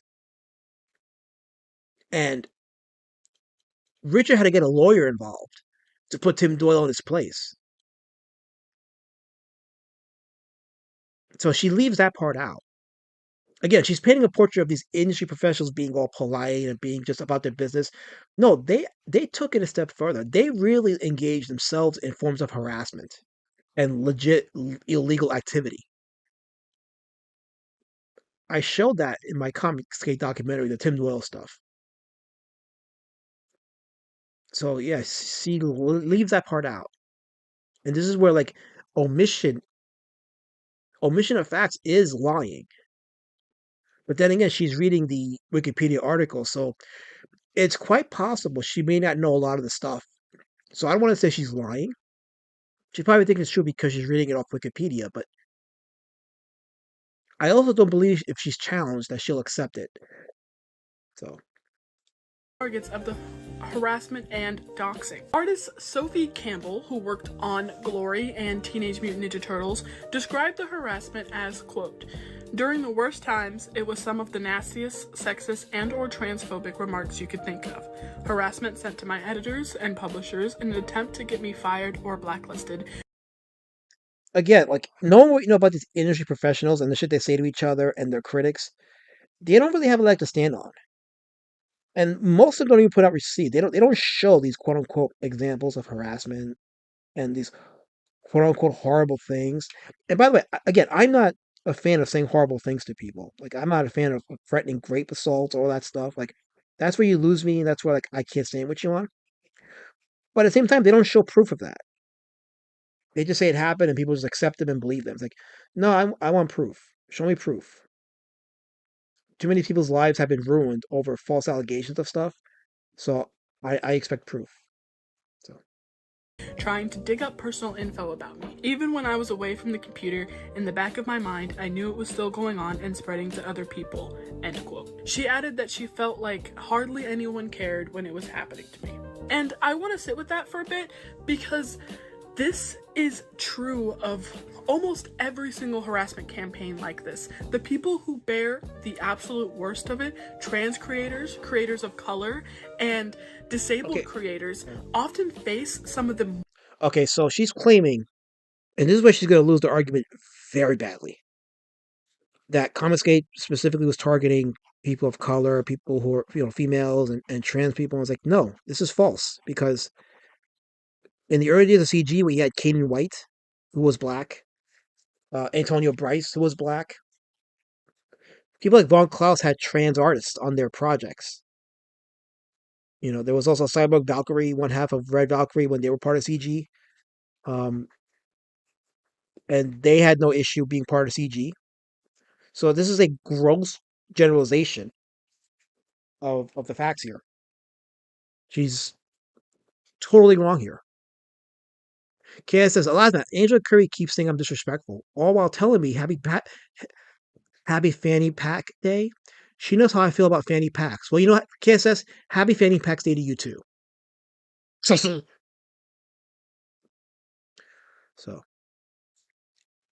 anyway, here we go. Most severe harassment, and yet they get the least amount of coverage. It takes a bigger target, a bigger moment to make the industry finally pay attention. And Comicsgate had that moment, but we'll get to it in a second. Here's something.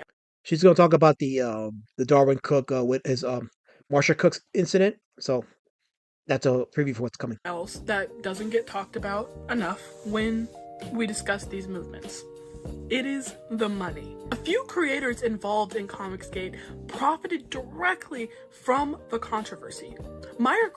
So this is like the weirdest argument that she has here is these people like Richard C. Meyer and Ethan were putting out comic books and it was wrong for them to make money. Like, I don't get it. Like, if you're putting out a product and people are paying for it, what's the issue here? But here we go. Crowdfunded his own comic book called Jawbreakers Lost Souls in collaboration with freelance artist John Mullen. Okay, so she mispronounced John Mullen. It was John Mullen. So John Malin is now Malin. To be fair, though, like that's probably a more reasonable mistake to make than Van Skyer's last name. So I'll give her that one. But again, like you can't make a video like this and not know the pronunciation of these people who are prominent members of Comicsgate. You can't do that. Like if you're gonna make videos like this, you're gonna want to pronounce the names correctly because it makes you look at the very least like you've studied the subject and that you're coming at a very unbiased viewpoint. And she's clearly not unbiased at all. She's definitely biased. I mean, if you're gonna use Wikipedia as your source, yeah, you're pretty biased. Not to mention you're wrong, but anyway. With covers by Van Schneider. When he Okay, Malin and okay, this has got to be a meme. Malin and Van Schneider. Malin and Van Schneider. This has to be a meme because at this point it's like once is funny, two is like okay, three times and more it's like okay, you're clearly just not taking this thing seriously. So this has to get memed. I'm not a memer, but if you're a memer in the chat, you want something to meme, there you go. Melinda Van Schneider. There you go. That's what you're gonna meme. Announced that or not. Some store owners had decided not to stock it. He encouraged. Okay, so this is okay. So what she's gonna talk about is an incident that happened in Canada, and I talked about this in my Wikipedia video. Again, leaving out a bunch of information and totally misrepresenting the situation. So here we go. His followers to publicly post and circulate the store owners' names, locations, and employee information. The female co-owner of Edmonton, Alberta store Variant Edition, who had tweeted they would not stock the publication, also became a huge target. Spend a few minutes browsing the shelves in Danica LeBlanc's store and you might pick up on a message. You know, we push positivity, we push inclusion, we push diversity. That's why she decided to take a public stance on an issue that's dividing the comic book world, electing not to stock an upcoming book by an author known for opposing what he calls forced diversity in comics. I don't know what he wants, but I feel like if he wants anything, it's destruction and regression. The store's tweet blew up with responses from supporters and critics. The author, Richard Meyer, even made a video response on his YouTube channel. Variant Edition in Edmonton, Canada. They're doing multiple steps of an intimidation and bullying campaign. Friday morning, the situation escalated. The owners here believe someone took the argument from social media to their storefront. A thief broke in, stealing money from the register. I see it as a statement of, as we can get to you. Customers didn't. Okay, so now you notice how she cut away from the video, right? So what they're trying to portray is that a disagreement between this lady and Richard C. Meyer resulted in people who identify as Comicsgate breaking into a comic shop and causing that vandalism and stealing the money. First of all, that's a very disingenuous argument to make because no evidence of any connection happened. And we know this because a judge who took the case, and this was in the article that talked about the story, a judge that took that case dismissed it on the grounds that there was no evidence linking her discourse with Richard C. Meyer and the incident. And this goes back to what Captain Cummings said when Peter Simeti was at the time when he got swatted. He kind of he blamed Renfremis for that, and Captain Cummings said that an argument online is not evidence of a crime, which is actually it really did shed light on the whole thing. But that case was dismissed, and the claims that CG had anything to do with that was baseless. But they need to tie that into CG because if they have nothing else that they can't prove that CG was a harassment campaign. They go back to that incident because that's really the closest evidence that they have of CG being a harassment campaign, and a judge dismissed that. Otherwise, they have nothing else. It's just conjecture. It's just hot air. You name it. Don't want to buy their book. Whatever. Legitimate. Stores don't want to carry it. That's fine too. That is their right as a business. But Myers' response was to feed the names of these store owners to a harassment pipeline. One source within comics described it this way, quote, "Tribalism is great marketing." Okay, so notice that she didn't show evidence of that. No evidence of that. Anyway. End quote. And that's exactly what this was this way. Quote, tribalism is great marketing. So she's quoting a paragraph about the Kickstarter stuff. And Richard Pace, who, by the way, Richard Pace, by the way, has a late book that's never coming out. So Richard Pace, and she's chiding Richard C. Meyer and Ethan for making money. Richard Pace made money on a book he never fulfilled and has no intentions of ever fulfilling. You think she'll put him take him to task? Probably not, because it doesn't fit their narrative. This is what I'm talking about. End quote. And that's exactly what this was. I mean, controversy drives attention, and attention gets views, and those views get you Patreon subscribers and crowdfunding dollars. Yeah, that's how the internet works. That's with any group, with any political ideology, with any facet of line. It's all performative. You want to make money, you form your own group, form an opinion, latch yourself onto a group that has that opinion, and you want to own your enemies, you tell them to subscribe to your page. Send you money through your Patreon, send money through your PayPal, send money through your Super Chat. That's the internet. That's not exclusive to Comicsgate or any group like that. That's with any group online. And that's like an objective point of view. That's just with any group on the internet. Like even like with who was it? Nick Fuentes, the Groypers. Like you'll never catch me thinking that stupid name ever. I think that's silly myself, but yeah, just I don't see what the flex is here, but anyway. Meyer and Van Schneiver built genuine income streams out of pointing their audiences at people and watching what happened. And I want to be honest with you, this particular thing is very hard to forgive. I mean, harassment as content is certainly a choice. Okay, so again, like not providing any examples of what she calls harassment. I watched those early CG streams from 2018 and 2019, and there was nothing harassing about those streams. Nothing. They were guys talking about their artwork, talking about their books. Yeah, they had commentary on the comic industry. Guess what? They're allowed to. They're allowed to have that because they see something and they're saying something. So they're allowed to have that discord. They're allowed to talk about it. But any criticism of it becomes quote unquote harassment.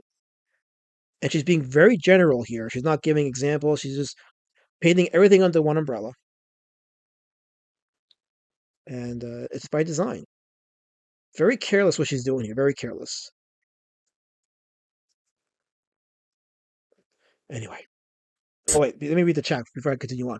Oh, wait. I got a $5 super chat. Hold on. Let me read the super chat from Osgreat Sage. Hold on. Thank you for the super chat, Osgreat Sage. Let me click the fan funding here so in case I missed more. Okay. $5 Australia. He says, send money for more bath toys. Gamera #1. I'm banning you for that.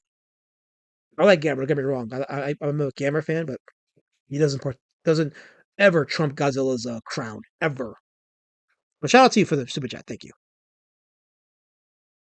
KSS asks, how old was she when this all went down? Who knows? But she's again, she's clearly seeing this off Wikipedia, so that's where she's getting her information from, and it's clearly wrong. Bancroft says she's not talking about what's his face threatening to take a bat to white men's faces. Oh yeah, who said that? Who said that? Because there was a lot of that in the comic industry, but they tend to forgive that because they share the same ideology. So harassment's okay as long as you share the same ideology with somebody, and that's with any group. That's not exclusive to one group. So, KS says, Eliza, stop cursing. Henry Thrune's in the chat. His kids will yell at him if you say one more dirty word, you jerk. No, KS says, I'll ban you. I'll ban you. Henry Thune says, Drake's looking good. Well, thank you. I appreciate that. Yeah, this is Rory Drake wearing a crown.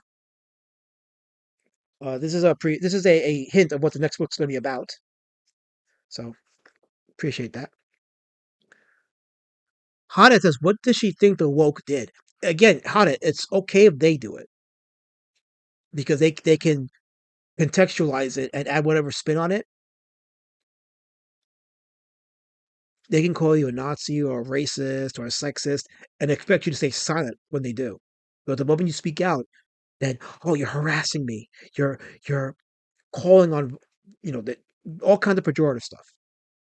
Okay, KSS says Max Sagio wanted to take a bat to men's heads. Yeah, he was.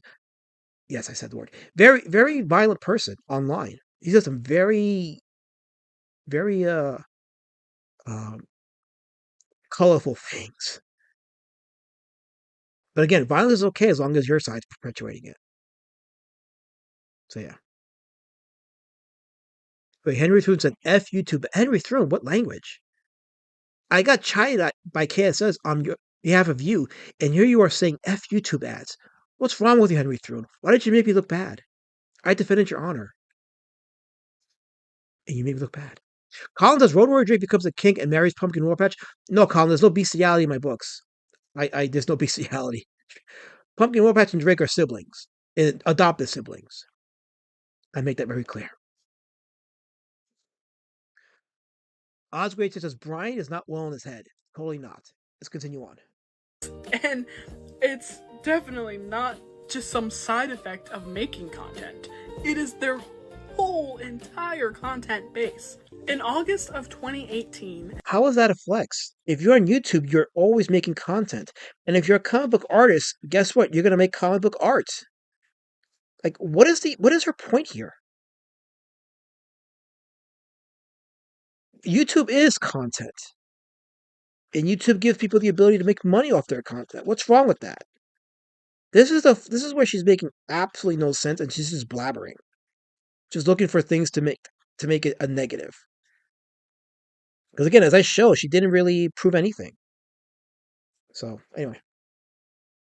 A Twitter user called Grom posted an old 2010 interview with the late Canadian comics creator Darwin Cook, who passed away in 2016, in which Cook appeared to express skepticism about retroactively changing characters' sexuality. The tweet claimed that this proved Cook would have supported Gamergate. Now, you notice she won't say that Darwin Cook is a misogynist or racist or anything like that. You notice she won't say that. She can't because Cook has a very good reputation in the industry. You know, was very committed to putting out his books on time and making sure that the people liked it. And of course, Darwin Cook became a topic of discussion in the last few months because of a clip that surfaced about him saying that his books were late. If his books were late, it was because Ethan Van Sciver couldn't get his shit together. Ethan actually finally addressed that video on my debate with him on X to the point where he got Grok involved. But Grok kind of confirmed that, yeah, there was a book. They worked on 2 books together, and one of those books was kind of late. Not significantly late, but it was late. I thought that was pretty interesting. Now, Darwin Cook's widow, Marcia Cook, she returned to social media after a 2-year absence, specifically to address this claim, and she said, quote, "Hi guys, this is Darwin's wife, and I can guarantee you he thought you Comicsgate idiots were a bunch of crybaby losers ruining comics." So, I have a place in my heart for widows. If you guys know my personal history, I do have a place in my heart for widows. And I don't have any reason to believe that Marcia Cook was lying here when she said this. But as we know with the recent video that was put out by, I forget who put it out there, but it had that clip of Darwin Cook saying that his books were late because Ethan Van Sciver couldn't get his shit together. I'm pretty sure he was very critical of some of Ethan's practices. We know that because he was critical vocally of one that we got video evidence of. So, there's that. But I have a thing where you debate with a widow about her husband's identity. And the thing with widows is they're tasked with the responsibility of protecting their husband's identities and their images and their legacy. It's not a thing that many widows, or most widows, if not all widows, are envious of or take pride in, because it's just a reminder that their husbands are no longer here, and who's going to speak out for them? Who's going to advocate for them and their image? And I feel like this was legitimately a misfire with Comicsgate. I know Ethan addressed this and he disagrees with it, that it was a misfire. I think it was a misfire. I watched it go down. I felt a certain way about it, but I didn't know how to approach it because I'm like, how am I going to tell a widow what her husband said when she was married to the guy for all those years? And, she was adamant that, no, he felt a certain way. It's like, I'm like, at that point, you kind of just should take a back seat and just not engage any further. But no, unfortunately, a lot of Comicsgate did engage, and it was not a good look for them. Now, I'm not saying that she was right in some of the things she said about CGers, but sometimes you just gotta give people the last word, you know. Anyway, the chat. Let me go back to the chat. So, Osgrade says that Alixeclipse radicalized Henry, and I'll do it again. I'll do it again. Michael Bancroft says she said Canadian. You can't even say Canada's name right. Prada says Darwin died. Well, yeah, he did. He's been dead for a few years. I guess. I don't know. Anyway.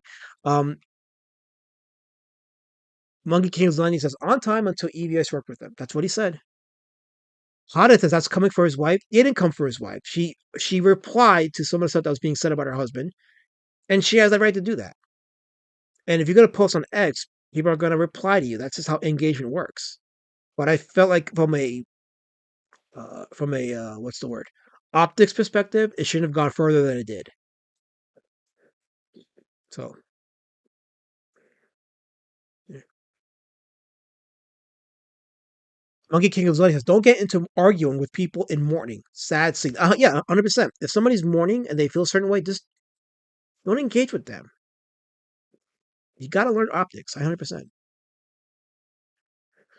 Kaz says, last man, I hope you're happy now that Henry threw in the same things like F that. And because it's of you, he's trying to be like you. He thinks because you're a disgusting potty mouth, he has to be one. You know what, KSS? I'm gonna say something right now. You're my thin ice, KSS. I'm gonna cancel. I'm gonna get you in a Whisper network. I'm gonna cancel you, Kissifus. I'm so tired of you. I'm trying to do an EFAP and you're derailing it with this divisive nonsense. What's wrong with you, Kissel?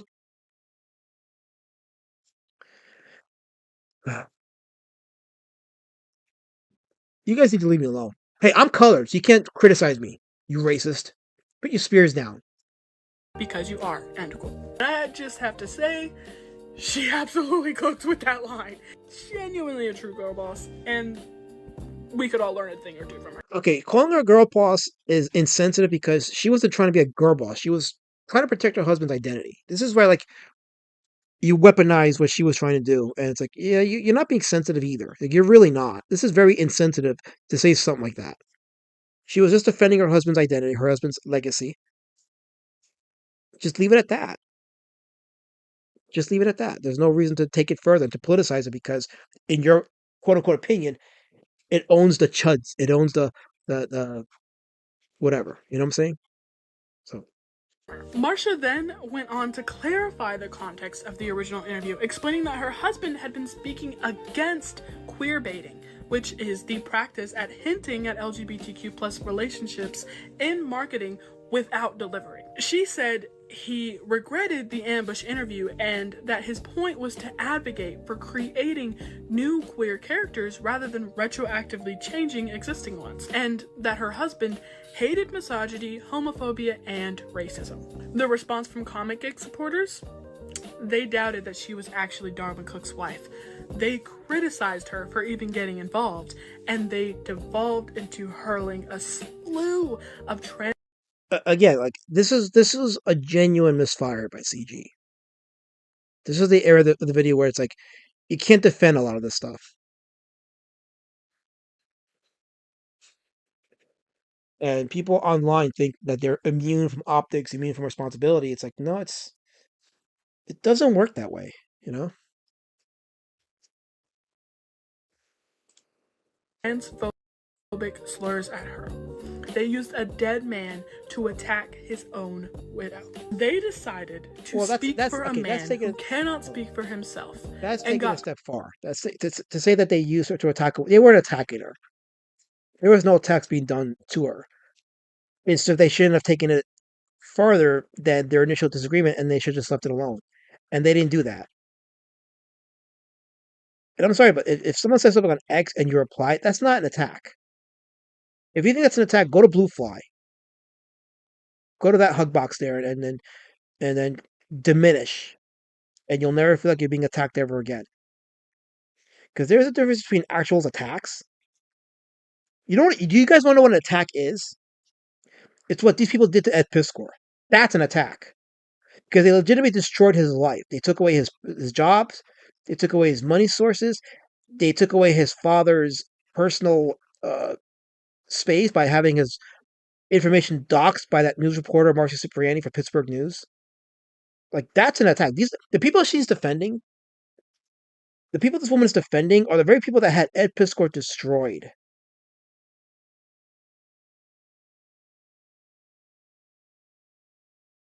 And then, of course, what happened with Warren Ellis, which begat that whole weird thing about like a comics pledge of not raping women. It's like that you have to make a pledge, and that it shows you how degenerate the comic industry is. It's like things that are common sense now has to be reinforced. But these are the people she's defending. And again, she leaves out the whole Mark Waid threatening to harass Richard C. Meyer at the Baltimore Con, and calling on backup, or calling on his industry peers to do the same thing. It's like, huh. So harassment's okay if it's one group of people. They decided to speak for a man who cannot speak for himself, and got corrected by the one person who knows him best. And they responded by attacking her. Okay, they didn't attack her, but again, it wasn't a good look for Comicsgate at all. So, like, if disagreement is attacking, then what do you call all the times that you put these? Actually, let me not get to. I'm gonna. Let's move on. Let's move on. And this specific moment is when the dam finally broke. Up until the Marcia Cook incident, most of the industry had taken the position of ignoring Comicsgate. The strategy was essentially don't feed it and don't give it oxygen and block and move on. That strategy ended in August 2018. First in a trickle, then... Okay, so this is not entirely accurate because in my documentary I showed where Tim Lim was going back and forth with the one of the writers, or I think the editor of the Mary Sue. That had nothing to do with Darwin Cook. Doug Ernst famously was going back and forth with Dan Slott.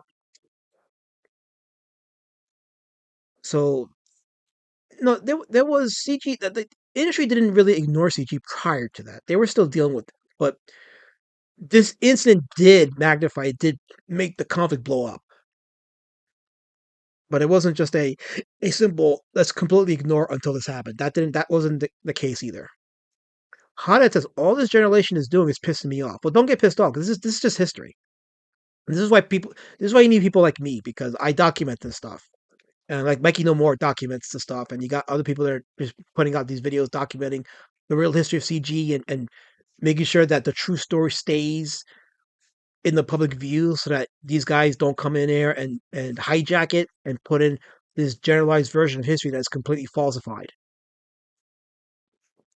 KSS says, I'm guessing this is a 24-year-old Johnny Come Lately who's trying to get into the mainstream to write PLC LGBTQ superhero comics.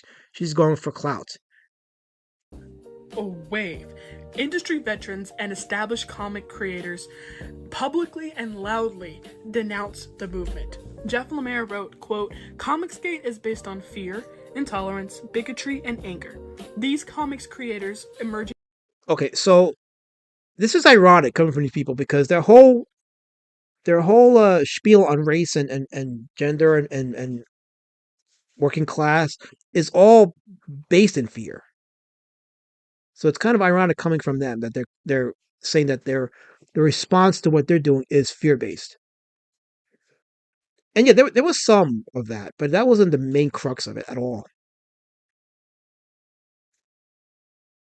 So, anyway, I should put it a little bit of in his beer or his beak. There we go. Okay.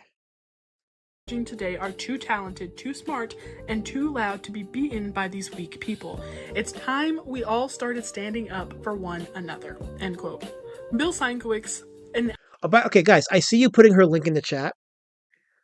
Just do me a solid. Disagree with her, but don't go with the name calling and all that stuff, because that's gonna make her. It's gonna validate her position. You know what I mean? Like, don't criticize her looks. Don't criticize the superficial stuff. Go at the point she's bringing up. Like, talk about the point she's bringing up and push back on those points.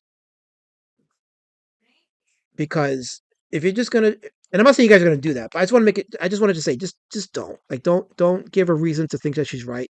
Just go at the points and present the evidence, and that's it, and that's what you do.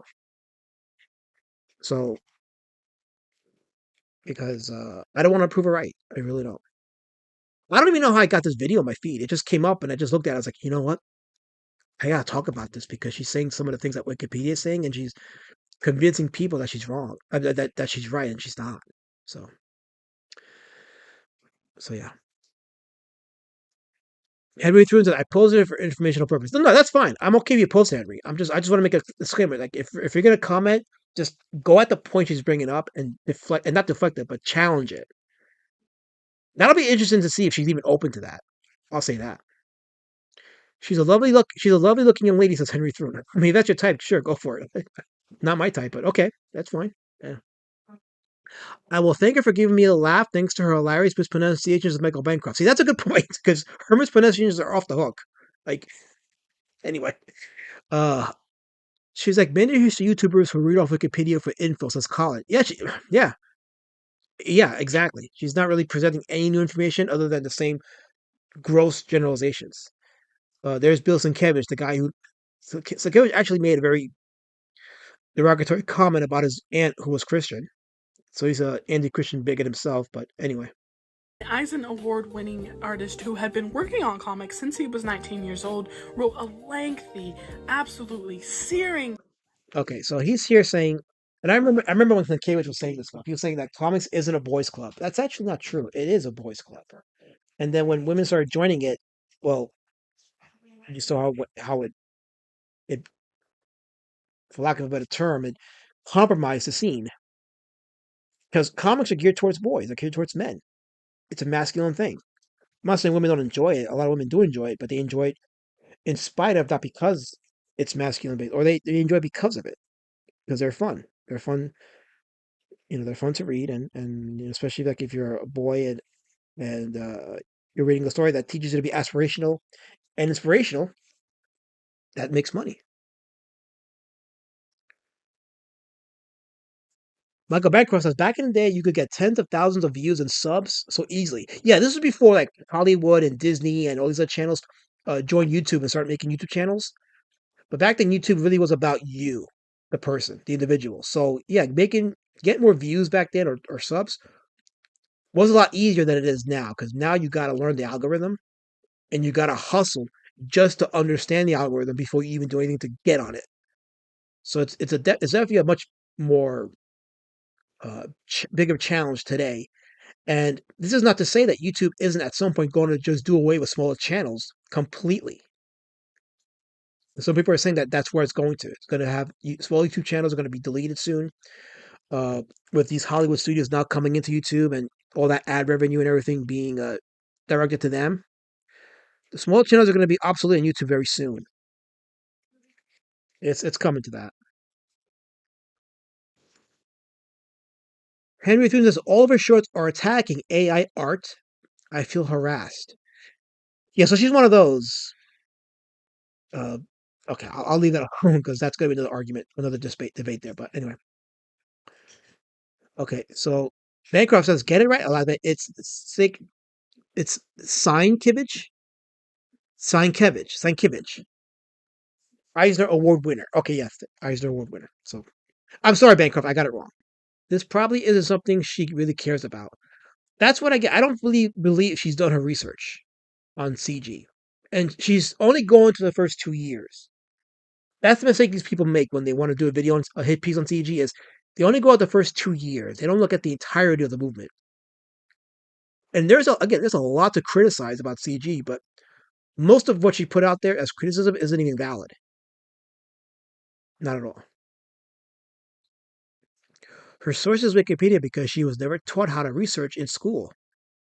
Yeah, they just believe one source and go with it. It's like you got to cross-reference. When I did my documentary, I did a lot of cross-referencing. But the current Dungeon Years documentary that I'm doing a lot of cross-referencing. I'm taking all the information I'm receiving and trying to validate it with resources and proof. And whatever I cannot validate, I don't use. Because then it becomes a fluff piece. So, anyway, let me continue on because you guys in the chat are firing up the place. So,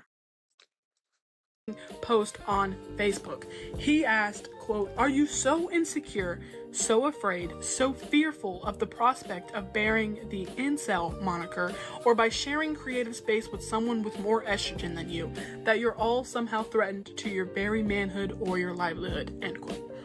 He called them a gaggle, a clan. He was deliberate about that word choice, and a, quote, veritable bag's worth of douches.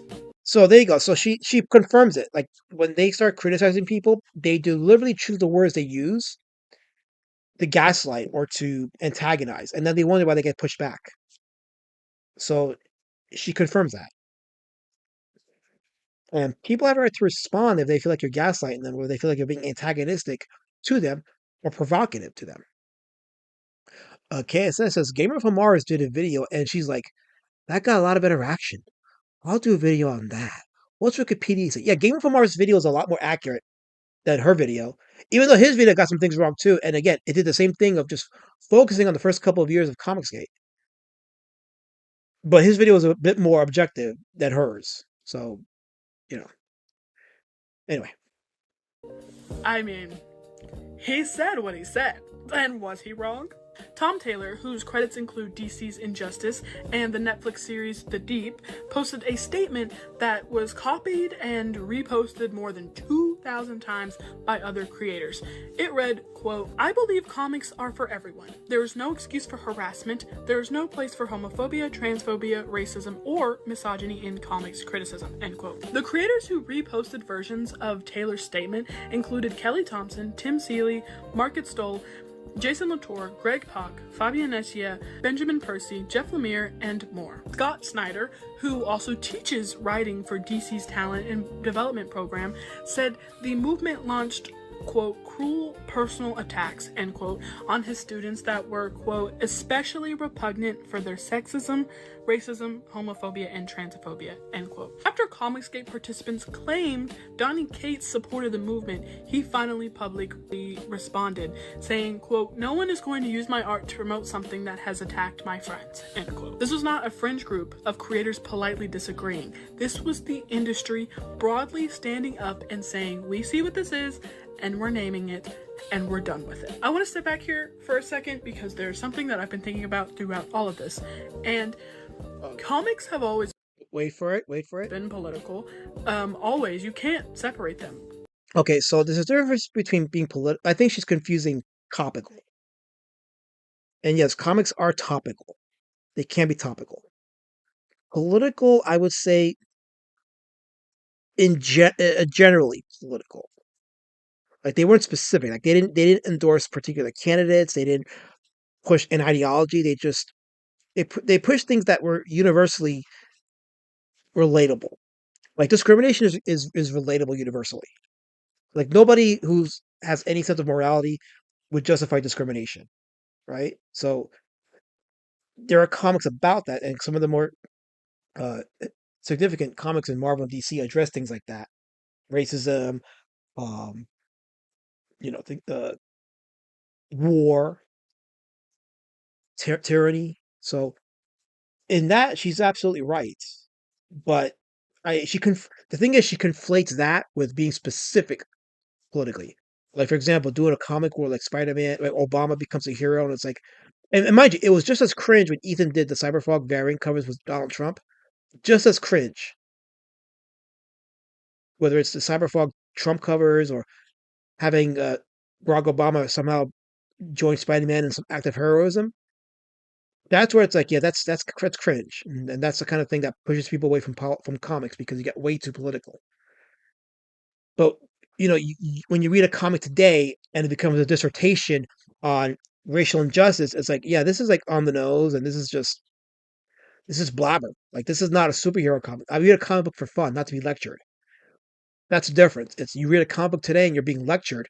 Heck, I did a review on Well Red's channel on Ta-Nehisi Coates' last issue of Captain America, and that was pure lecturing.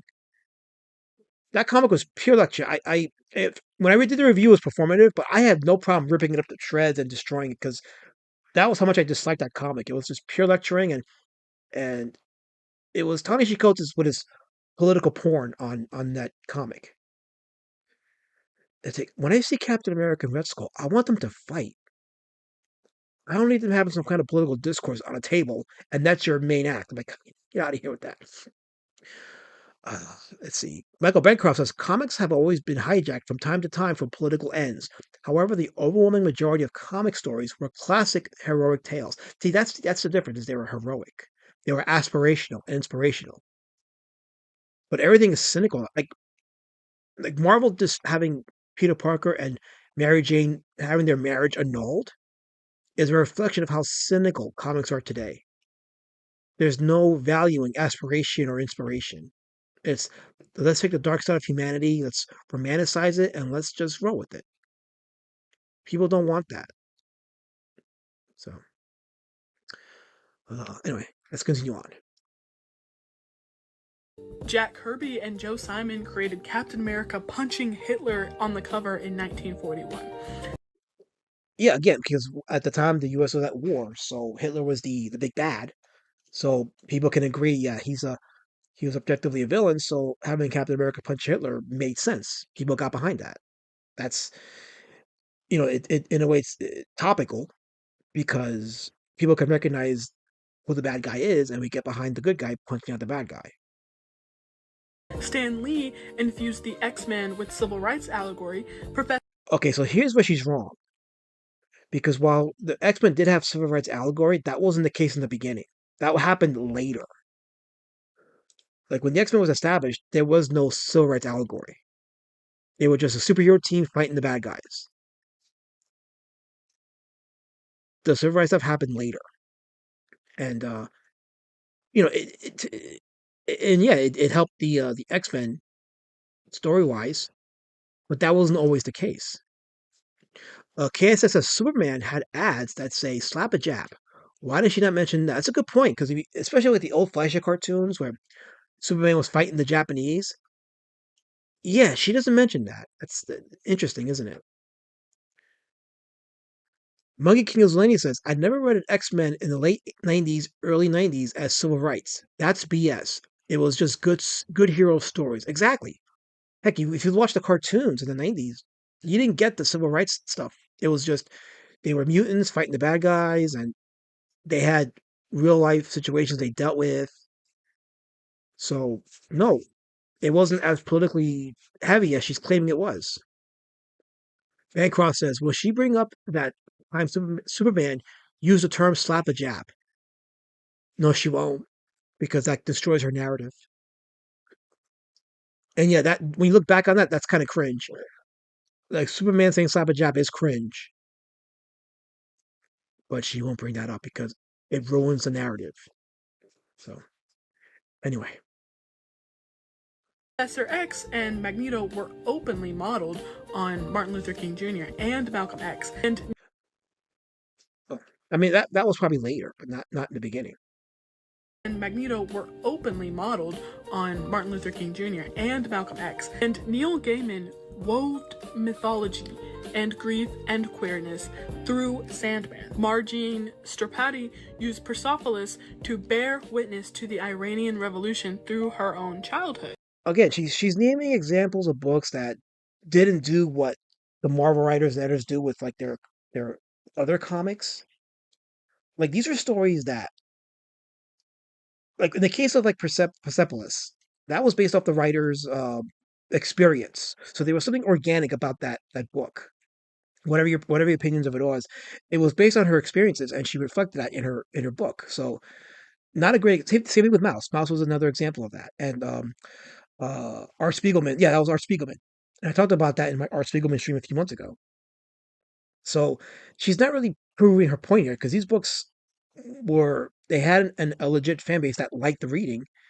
You know, they and yeah, and it's funny that she named Gaiman considering Gaiman's recent allegations. So um and it's funny because Gaiman got canceled by his very peers. So um yeah, Colin, that's a good point because she's talking about how CG is all misogynist and they hate women. But what did Neil Gaiman do? Allegedly. What did he do allegedly? And notice how she's naming him in a good light, but she's leaving out the fact that a bunch of women came out and said he did this, he did that. It's fascinating, isn't it?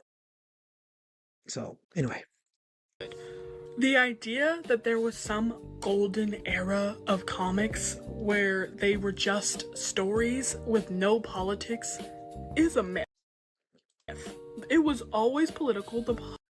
Okay, so this is where I think with CG kind of like didn't present their arguments thoroughly. This is why I push back on anybody that uses the term woke because that's not telling me anything. That's not saying anything. People just hear you say something's woke and they're like, he's just repeating the talking point because it makes him sound good or just gets in with the right crowd. Like, that's why I tell people if something's woke, why is it woke? Tell me why it's woke. What is the issue with it? You got to be specific. Like, is it feminist? Is it racial politics? Is it anti-Christian, anti-male? Is it misandrist? So, Oz Gray says, someone tell her Malcolm X agreed with George Lincoln Rockwell. LOL. Politics just used to center straight white men by default, and some people just kind of took that as neutrality. Comic book writer Anthony Rudigazer put it plainly, saying he simply looks at Comicsgate, quote, as a hate group. And he was wrong for that because it wasn't. No different than the people marching in Charlottesville last year. Oh, I remember that quote. Holy shit! Yeah, this is bringing me back. Yeah, I think he got flack for that because this is stupid. This is really dumb. Yeah. End quote. And I think that framing is pretty important because the movement consistently described itself as defending quality, defending tradition, defending the consumer. It dressed itself up in the language of criticism. But the actual behavior, the rape threats, the doxing, the targeting of women, Okay, so again, she brings up doxing, but she leaves out the fact that Tim Doyle threatened to dox Richard C. Meyer's kids. She leaves that part out. She leaves out the part where Mark Waid threatened to harass Richard C. Meyer at that Baltimore con back in 2017. She excuses all the grape threats and all the doxing threats and the harassment threats by the comic professional she names. She leaves that out. But then again, she's reading it off Wikipedia, and Wikipedia leaves all that out.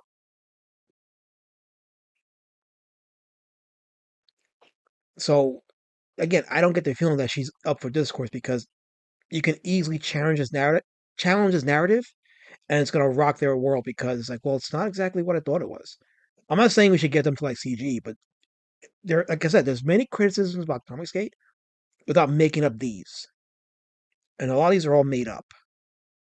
So, how is mainstream comics doing? Says Monkey King's Landia. Some comics are doing pretty well. Like the IDW Transformers is doing pretty good. I hear the absolute line of DC is doing pretty good. Surprisingly, like in spite of the artwork, but people like it. So there's that. As far as I know.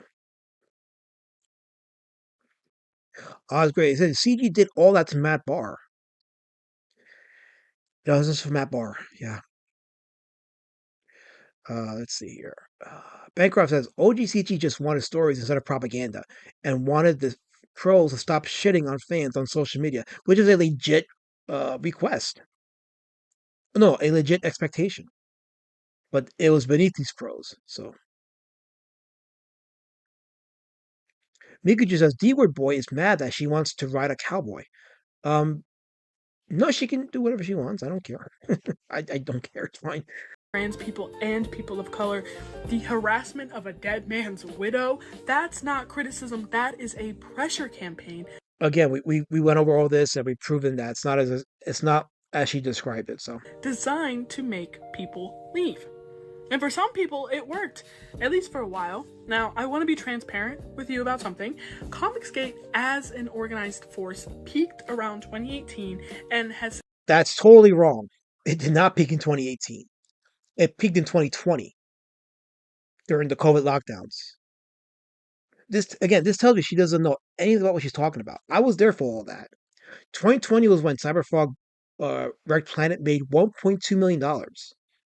A lot of campaigns were doing very well in 2020. Like a campaign from somebody like that had no history in comics could have easily made 50 grand. Heck, Gat Hansel's Vestige made 100 grand. In 2020, it made up to 50 grand. The Vestige 2 made 50 grand that year. Comics are doing anywhere from like, for the smaller varieties, 10 to 50 grand. Now they can't even pass 5 grand.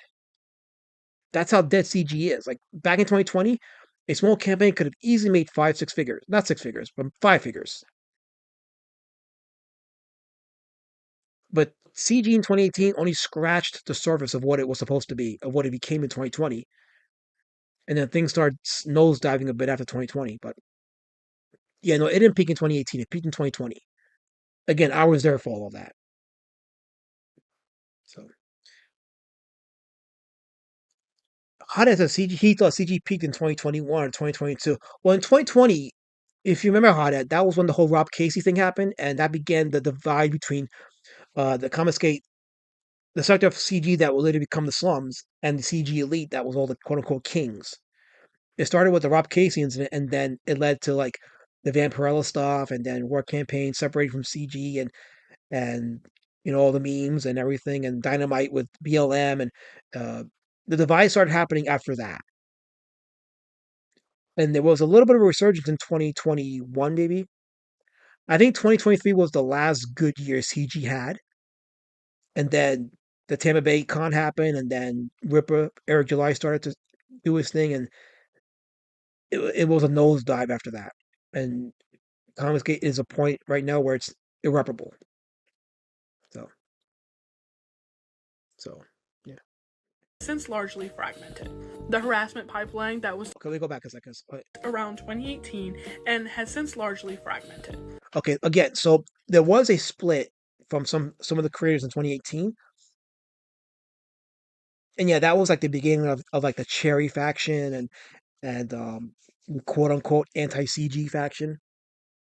But she's generalizing here because it doesn't take into account that CG did peak in 2020. So she's wrong here. The harassment pipeline that was described in the reporting I've cited hasn't gone away entirely. Harassment campaigns rarely ever do, but the moment where it was visible in... So this is the part where like you have to like take a step back and say, you know what? Unfortunately, she's right. Because we're seeing it with the Air July stuff. We're seeing like how like Skittle Sean went to that con in Dallas, and objectively what he did wasn't like the worst thing, but security got involved, and there was an attempt to disrupt what Eric July was doing with a fan, and Ethan Van Sciver celebrated that. He was all for that. The Dallas meetup. No, I'm sorry. That was the Atlanta con where Skittle Sean disrupted Eric July. The Dallas meetup, which was a private event that Eric July had with his fans, we saw what happened there. We saw the video of Riley calling Neurotic's wife a fat pig. Those things don't help CG's image, and they tend to lend credence to what she's saying, this lady on the bottom here. So it's like, you're like, well, fuck me. Like, I spent years in a movement that was supposed to be positive, inspirational, and then it becomes what it is now. And it's like, you look back at what this person is saying, and it's like, how do you push back against it now? Well, the way to push back against it is to be objective and look at every year of CG and show what happened, what it was meant to be, and what it's become now, and understand that if you're consistent, then you have nothing to worry about. I think consistency is the key. You're either for harassment or you're against it. If you're against it, then you're against it, and you have no problem calling it out wherever it's at. Wherever it's at. I'm not bullying you, Osgrade Sage. I'm not bullying you. Your friend KSS threw you under the bus. He owes you an apology, and I will be here for it, Osgrade Sage. I'll make sure that KSS apologizes to you because you deserve it. You're a good friend of mine. Anyway, Bancroft says there actually used to be a site that tracks overall numbers. Yeah, that was Indicron. Indicron tracked the campaign numbers. I think it kind of stopped in 2021, I think, or 2022, I believe. So, anyway, let's continue on. Industry-wide conversation has largely passed. The Washington Post described Comicsgate not as a free speech movement, but as a suppression of speech. And that's okay. That's there's a reason why the Washington Post has been called the Washington Compost. Saying that CG is about suppression of ideas when it really was just a criticism of the books, what they were doing, and you know, it was a suppression of what the books were doing, how they were treating their fans, right? That's what it was about, was how they were treating their fans. So KSS is calling me Allah's bully. I'm nobody's bully, Kissifus. I'm nobody's bully. But it's not a suppression of anything. It's actually an introduction of ideas and opinions and offering a perspective on what the comic industry was putting out there. And the pros were having none of it. That's the opposite of suppression. If anything, the suppression was being done by the industry pros. And my Comicsgate documentary showed that. It showed the what do you call it?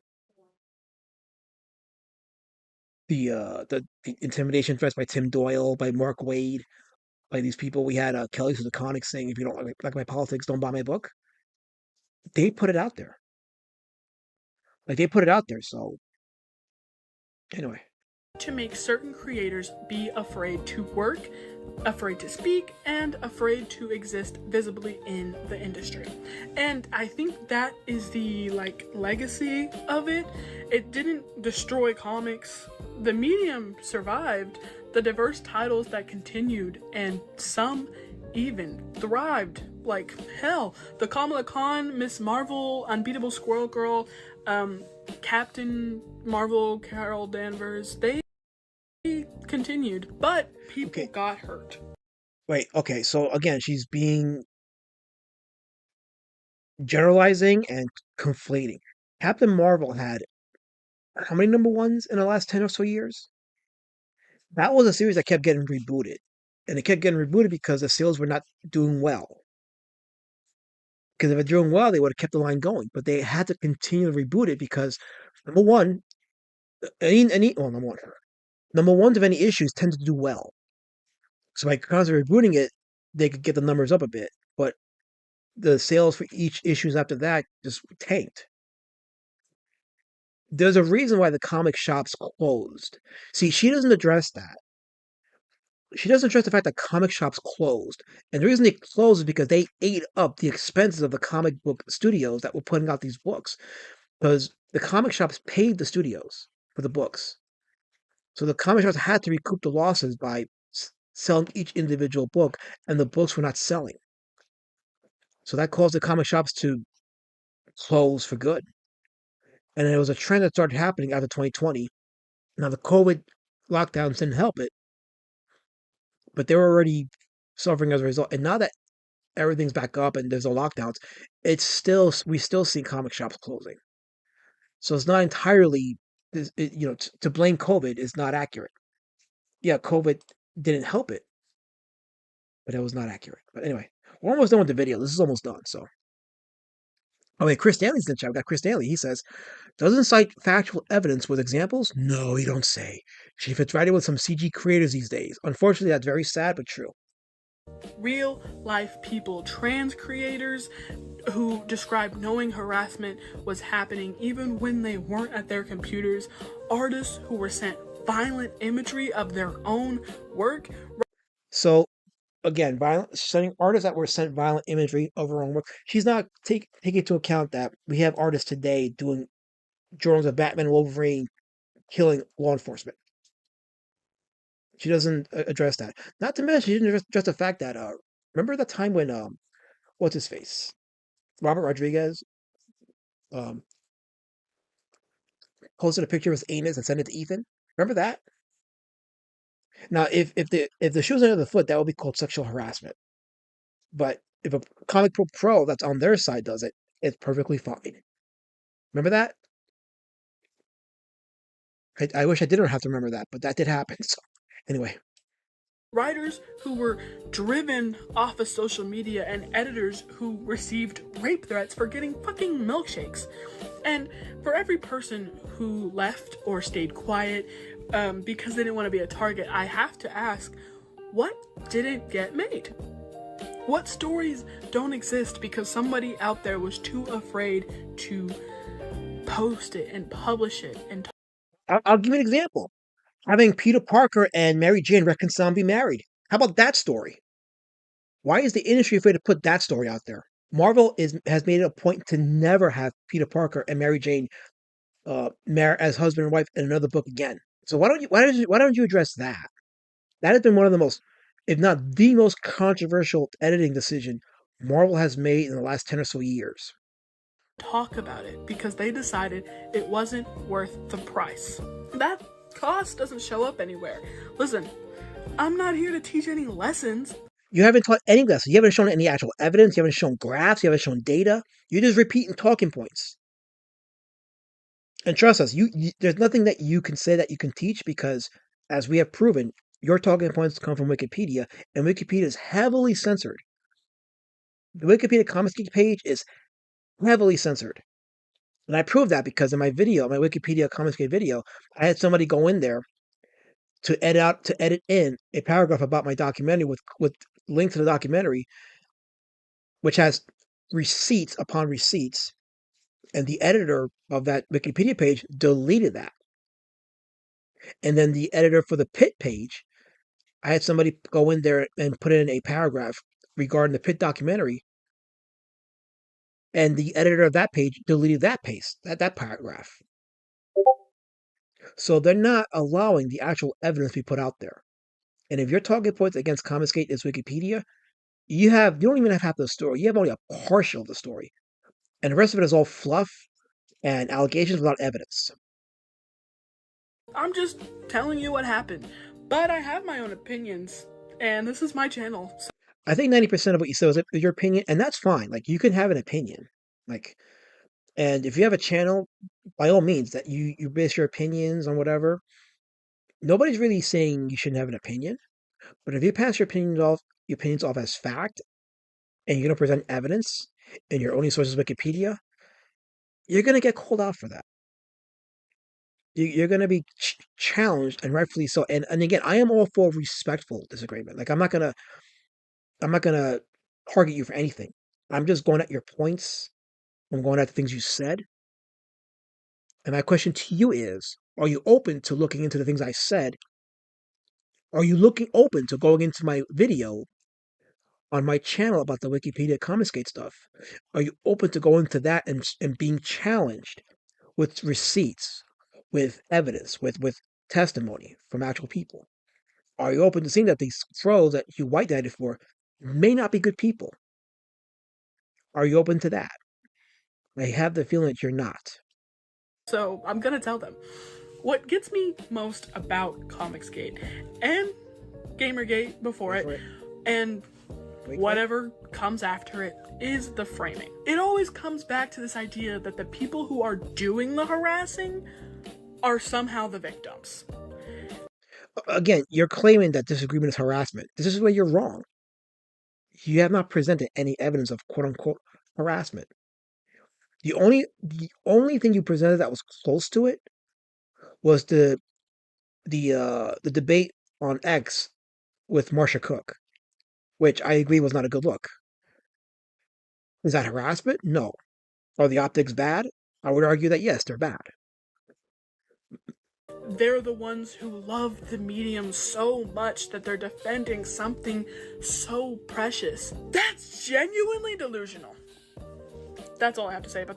See that this comes across as you're thumbing your nose on people that enjoy comics and enjoy the medium and have a desire to see it be good. This tells me that you look down on that, and that frames your perspective on CG. That frames your perspective on the opinions of people that you don't agree with. It tells me that you have a low opinion of them, which kind of makes you, I don't know, what's a good word? An agitator, an instigator, um, among other things. So you say things about people like that, and you don't expect pushback. That's kind of silly. If you go online and you say something about people, you're gonna get pushback. When I did my Comicsgate documentary, I got pushback. I still get pushback, and I expected it. I said to myself, when I did the CD documentary, I have to be prepared to get pushback, and I also have to be prepared.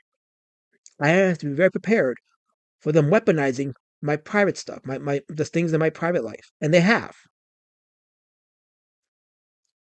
Here's the thing, Miss Alixeclipse. Here's the thing. I am very critical of Comicsgate, but I can articulate my reasons why with evidence and receipts. I don't need to resort to talking points. I can give evidence and receipts, and I am objective enough to say that in some cases you were right. But because you use Wikipedia and talking and left-wing talking points and the comics industry talking points, it invalidates a lot of what you're saying. But you and I can agree on quite a few things. But this video just shows that you're only interested in talking points, and as a result, you're interested in just uh, maligning and slandering an entire group of people who just wanted to be treated with respect. And that's why this divide is always going to be there. So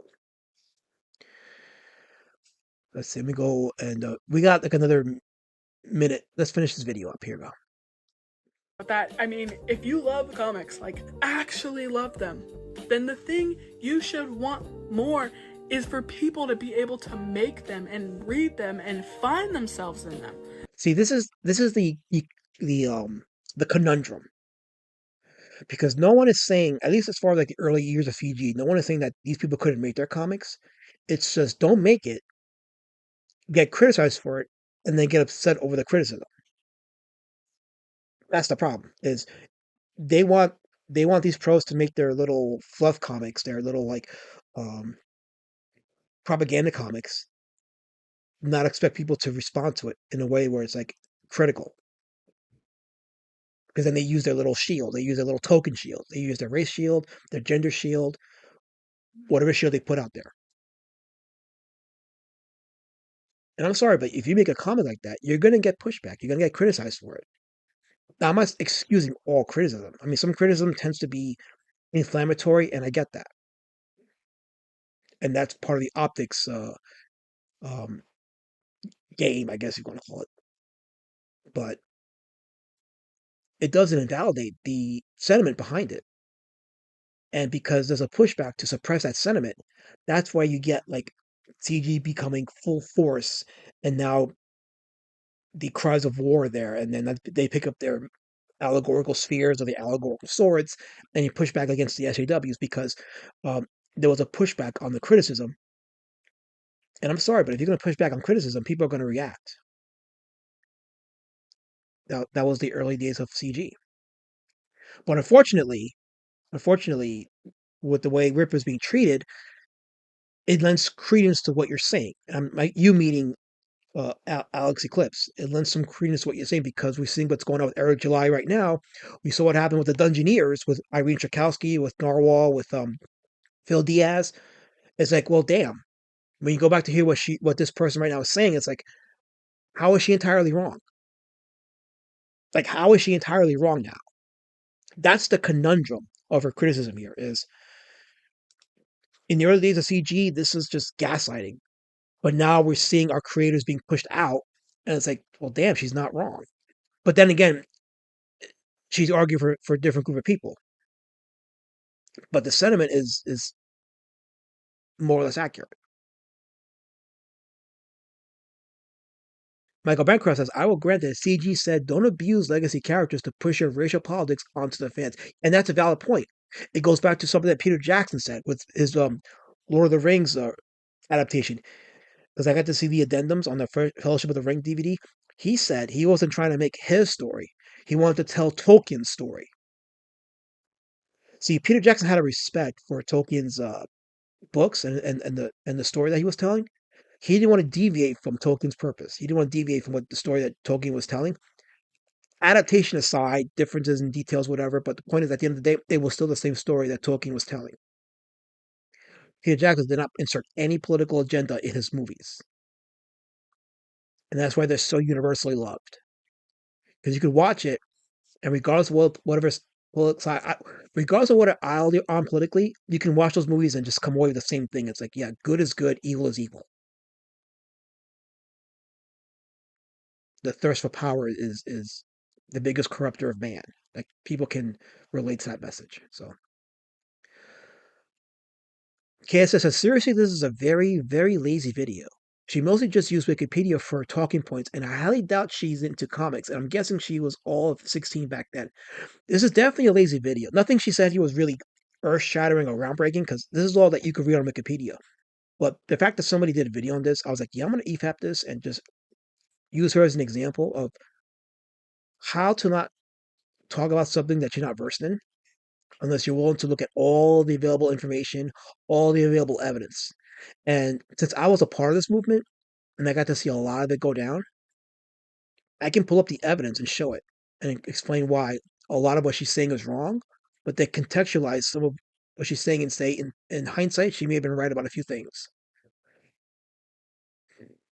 Even Blasey one is making the same point I'm making. He says she's accidentally correct, at least in the current fashion. Exactly. In the current situation. 100%. So it's like, this is why it's a conundrum. But she's talking about 2018, 2019 CG. We're talking about 2025 CG, 2026 CG, where the of what it's become. KSS at last, Matt. I remember when CG or let me slow down. KSS is Alasmat. Remember when a CGer tried to edit the CG Wikipedia entry to say Comicsgate is an openly gay against forced diversity in comics? It stayed up there for like a day. Yeah, they don't want to acknowledge that there was a lot of people in CG that are gay. Like again, I mentioned Von Klaus had a trans colorist for his books. Heck, let me show you this. Be Citizen Road Warrior Drake. Let me show you guys this. Okay, the colors were done by Lidl, and Lidl is an open lesbian. And I liked her colors. I said, you know what? When I saw her colors for Wonder Island, I was like, you know what? I need her for my coloring. And she did a great job of it, of the colors for the cover for Beat Says Road Drake. So I have no problem hiring people who are good, regardless of what their orientation is, because if you're good, you're good. And there are a lot of people that were gay that were in CG. There's some even today that are gay who are in CG. So one thing you cannot say about CG is that it was openly homophobic. There's no evidence of that. So a medium that only speaks to one kind of person is smaller and a poor medium. Spider-Man works because anyone can put on the mask. No, okay. Again, she's wrong. She's wrong. Spider-Man is Peter Parker. And I get that, Miles Morales is probably the exception in terms of diversifying the characters and making it successful. He's had a pretty decent run, and that Spider-Man movie that came out, Into the Spider-Verse, with Miles Morales as the main character, like, that was pretty successful. So Miles Morales is more like the exception to the rule rather than the rule himself. But Peter Parker has always been and always will be synonymous with Spider-Man. And Spider-Man has his own lore attached to him that is part of the character, and separating him from that lore doesn't make him the character. It's a very Spider-Man is unique in that regards, in that you can't have a Spider-Man story without going into like Flash Thompson, his early days with his relationship with Gwen Stacy, and then her dying, and then him finding Mary Jane and marrying Mary Jane, and all that is part of the Spider-Man legacy and lore. Spider-Man is every bit the mythology that uh, the Greek myth, like of Jason and the Argonauts or Achilles. Just like Batman and Bruce Wayne are one and the same, or like Clark Kent and Superman are one and the same. Just because you can put on a suit doesn't mean that people are going to accept you, because Spider-Man being Peter Parker's trials and tribulations were attached to Spider-Man, because Spider-Man was juggling between fighting crime and juggling his personal life.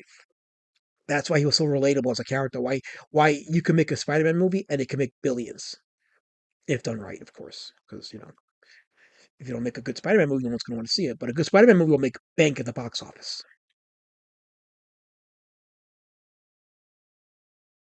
Chris Stanley says, this person reminds me of the actress who played Batwoman on that shitty TV show. I try to forget, Chris. I try to forget. So, anyway.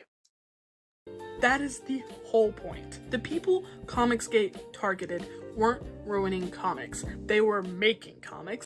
Yeah, they were making comics that nobody was buying. See, you leave that part out. The comic shops suffered and closed because they were making comics nobody was buying. Like there were stories of comic shops that had bins of these comics that they couldn't get off the shelves because nobody was buying them. Comic shops closed because they took on comics that nobody bought and they ate the expenses and it killed their profits. It's almost like Toys R Us. Toys R Us, reason people, well, it's my opinion. I should say it's my opinion that Toys R Us closed because of the influx of toys that Hasbro was putting out, especially the Star Wars toys that nobody was buying. So they lost a lot of money on that, and that ended up killing their profits. And that's just my opinion. I'm not saying that happened. If I'm wrong, I'm wrong. But that's what I always theorize happened with Toys R Us and why they went out of business, because they were eating up the expenses of product that nobody was buying, specifically like with the Star Wars stuff. So anyway. And the people doing the harassing weren't protecting comics. They were deciding who was allowed to even create them. Unfortunately, okay, again, going back to the conundrum, unfortunately, she's not wrong here, because history has proven this part to be correct. Because there was a tweet that Dan Lawless put out today in which he said that people can go into Comicsgate, they're free to make their comics, but the comics have to be DC or Marvel quality. And I'm like, no. It was an independent comic. It could be whatever quality it wants to be if the market decides it's good. So yeah, there is definitely gatekeeping in modern CG. Who could be Comicsgate, who cannot be Comicsgate. Not that it's a bad thing, because honestly, you don't need to be in CG if you want to be a good comic creator. Anyway, she's not wrong here. I don't think that was her intent to focus on what we know today, but going back on this statement, she's not wrong. KSS says, alas, Matt, question. If this woman says CG broke apart in 2018, we know the truth, but she doesn't. Why is she making a video on the topic? Probably because, I don't know. I can only guess because she didn't explain why. But I'm going to guess she either discovered Comicsgate and read the article on Wikipedia and said, I'm going to make a video on this. Could be also that she saw the videos that are being done about CG getting some decent views, and she probably wanted that. And make no mistake, she's going to get some attention from this video is only like 8 days old, I think. It had 600 plus views. So she'll get some attention from it for sure. And I think that's what it is. I think she saw an opportunity to gain some engagement to her channel. And then she made this video. But it's not a good video. Not to say that some things she said was wrong. Again, we point out to the last comment. It's like, tragically, unfortunately, the conundrum of CG proves that she's actually correct on this. But not for the reason she says it. It's still a bad look for Comicsgate. But Oz Grade Sage. Dan Wallace is dumb and a bootlicker. Yeah, he is. He's sorry, Dan, but your tweet was not good. It's just more cheerleading for men that have pushed more people out than ever. But so anyway, let's continue on. We're almost done. There's like a minute left in the video. So. And that is not love. That is just possession. And you don't get to own an art form. That's the end. Okay, here's the problem with that. The pros are doing that declaration. They're the ones saying that they get to. They're not saying it. They've shown it with their work. They've shown it with their books. That they're the ones deciding who gets to make comics and who doesn't. Now, the irony is that so does CG, but we're going with the pros because the pros is who she's defending here. Remember that Whisper Network that came out? Like, they have a list of professionals that don't want working with them. They have a list of stories that they're greenlighting. They've even said Peter Parker and Mary Jane will never stay married in their comics again. They've said that. So they've made it very clear that only certain stories can get told. So it's actually the pros that are doing that. Now, conversely, as we've seen modern Comicsgate, it's the same thing. It's only certain stories get told, only certain artists get told, only certain people will get pushed. So, again, the conundrum here is that she's not entirely wrong, but again, not for the reason she's claiming. But I really hope you liked the video. I thought it was good. Oh, wait, okay. Oh, wait, hold on. She just put the source. Okay, this is the sources that she listed. So she listed, of course, Wikipedia. No shock. She listed the Daily Beast in their article about CG being an anti-diversity harassment campaign. She listed BuzzFeed News. Let's see who else she listed. Maybe. Be sure to check out. Okay, so you notice she listed all these anti-CG sources. She didn't go and dig deep into the sources themselves, like within the CG circles, the articles about the history of Comicsgate, Leading Fool, the all the sources over here. Maybe they're biased in favor of CG, but they're providing more points on why the movement formed without. Here, they're also going to be linked in the description if they're over here. I don't know if they're over here. Yeah, she lists all these anti-CG sources. Whichever side they're at. She's not listing any. And the Mary Sue, of course, Mary Sue, which famously, the Mary Sue called Tim Lim a white supremacist before they found out that Tim Lim was an Asian.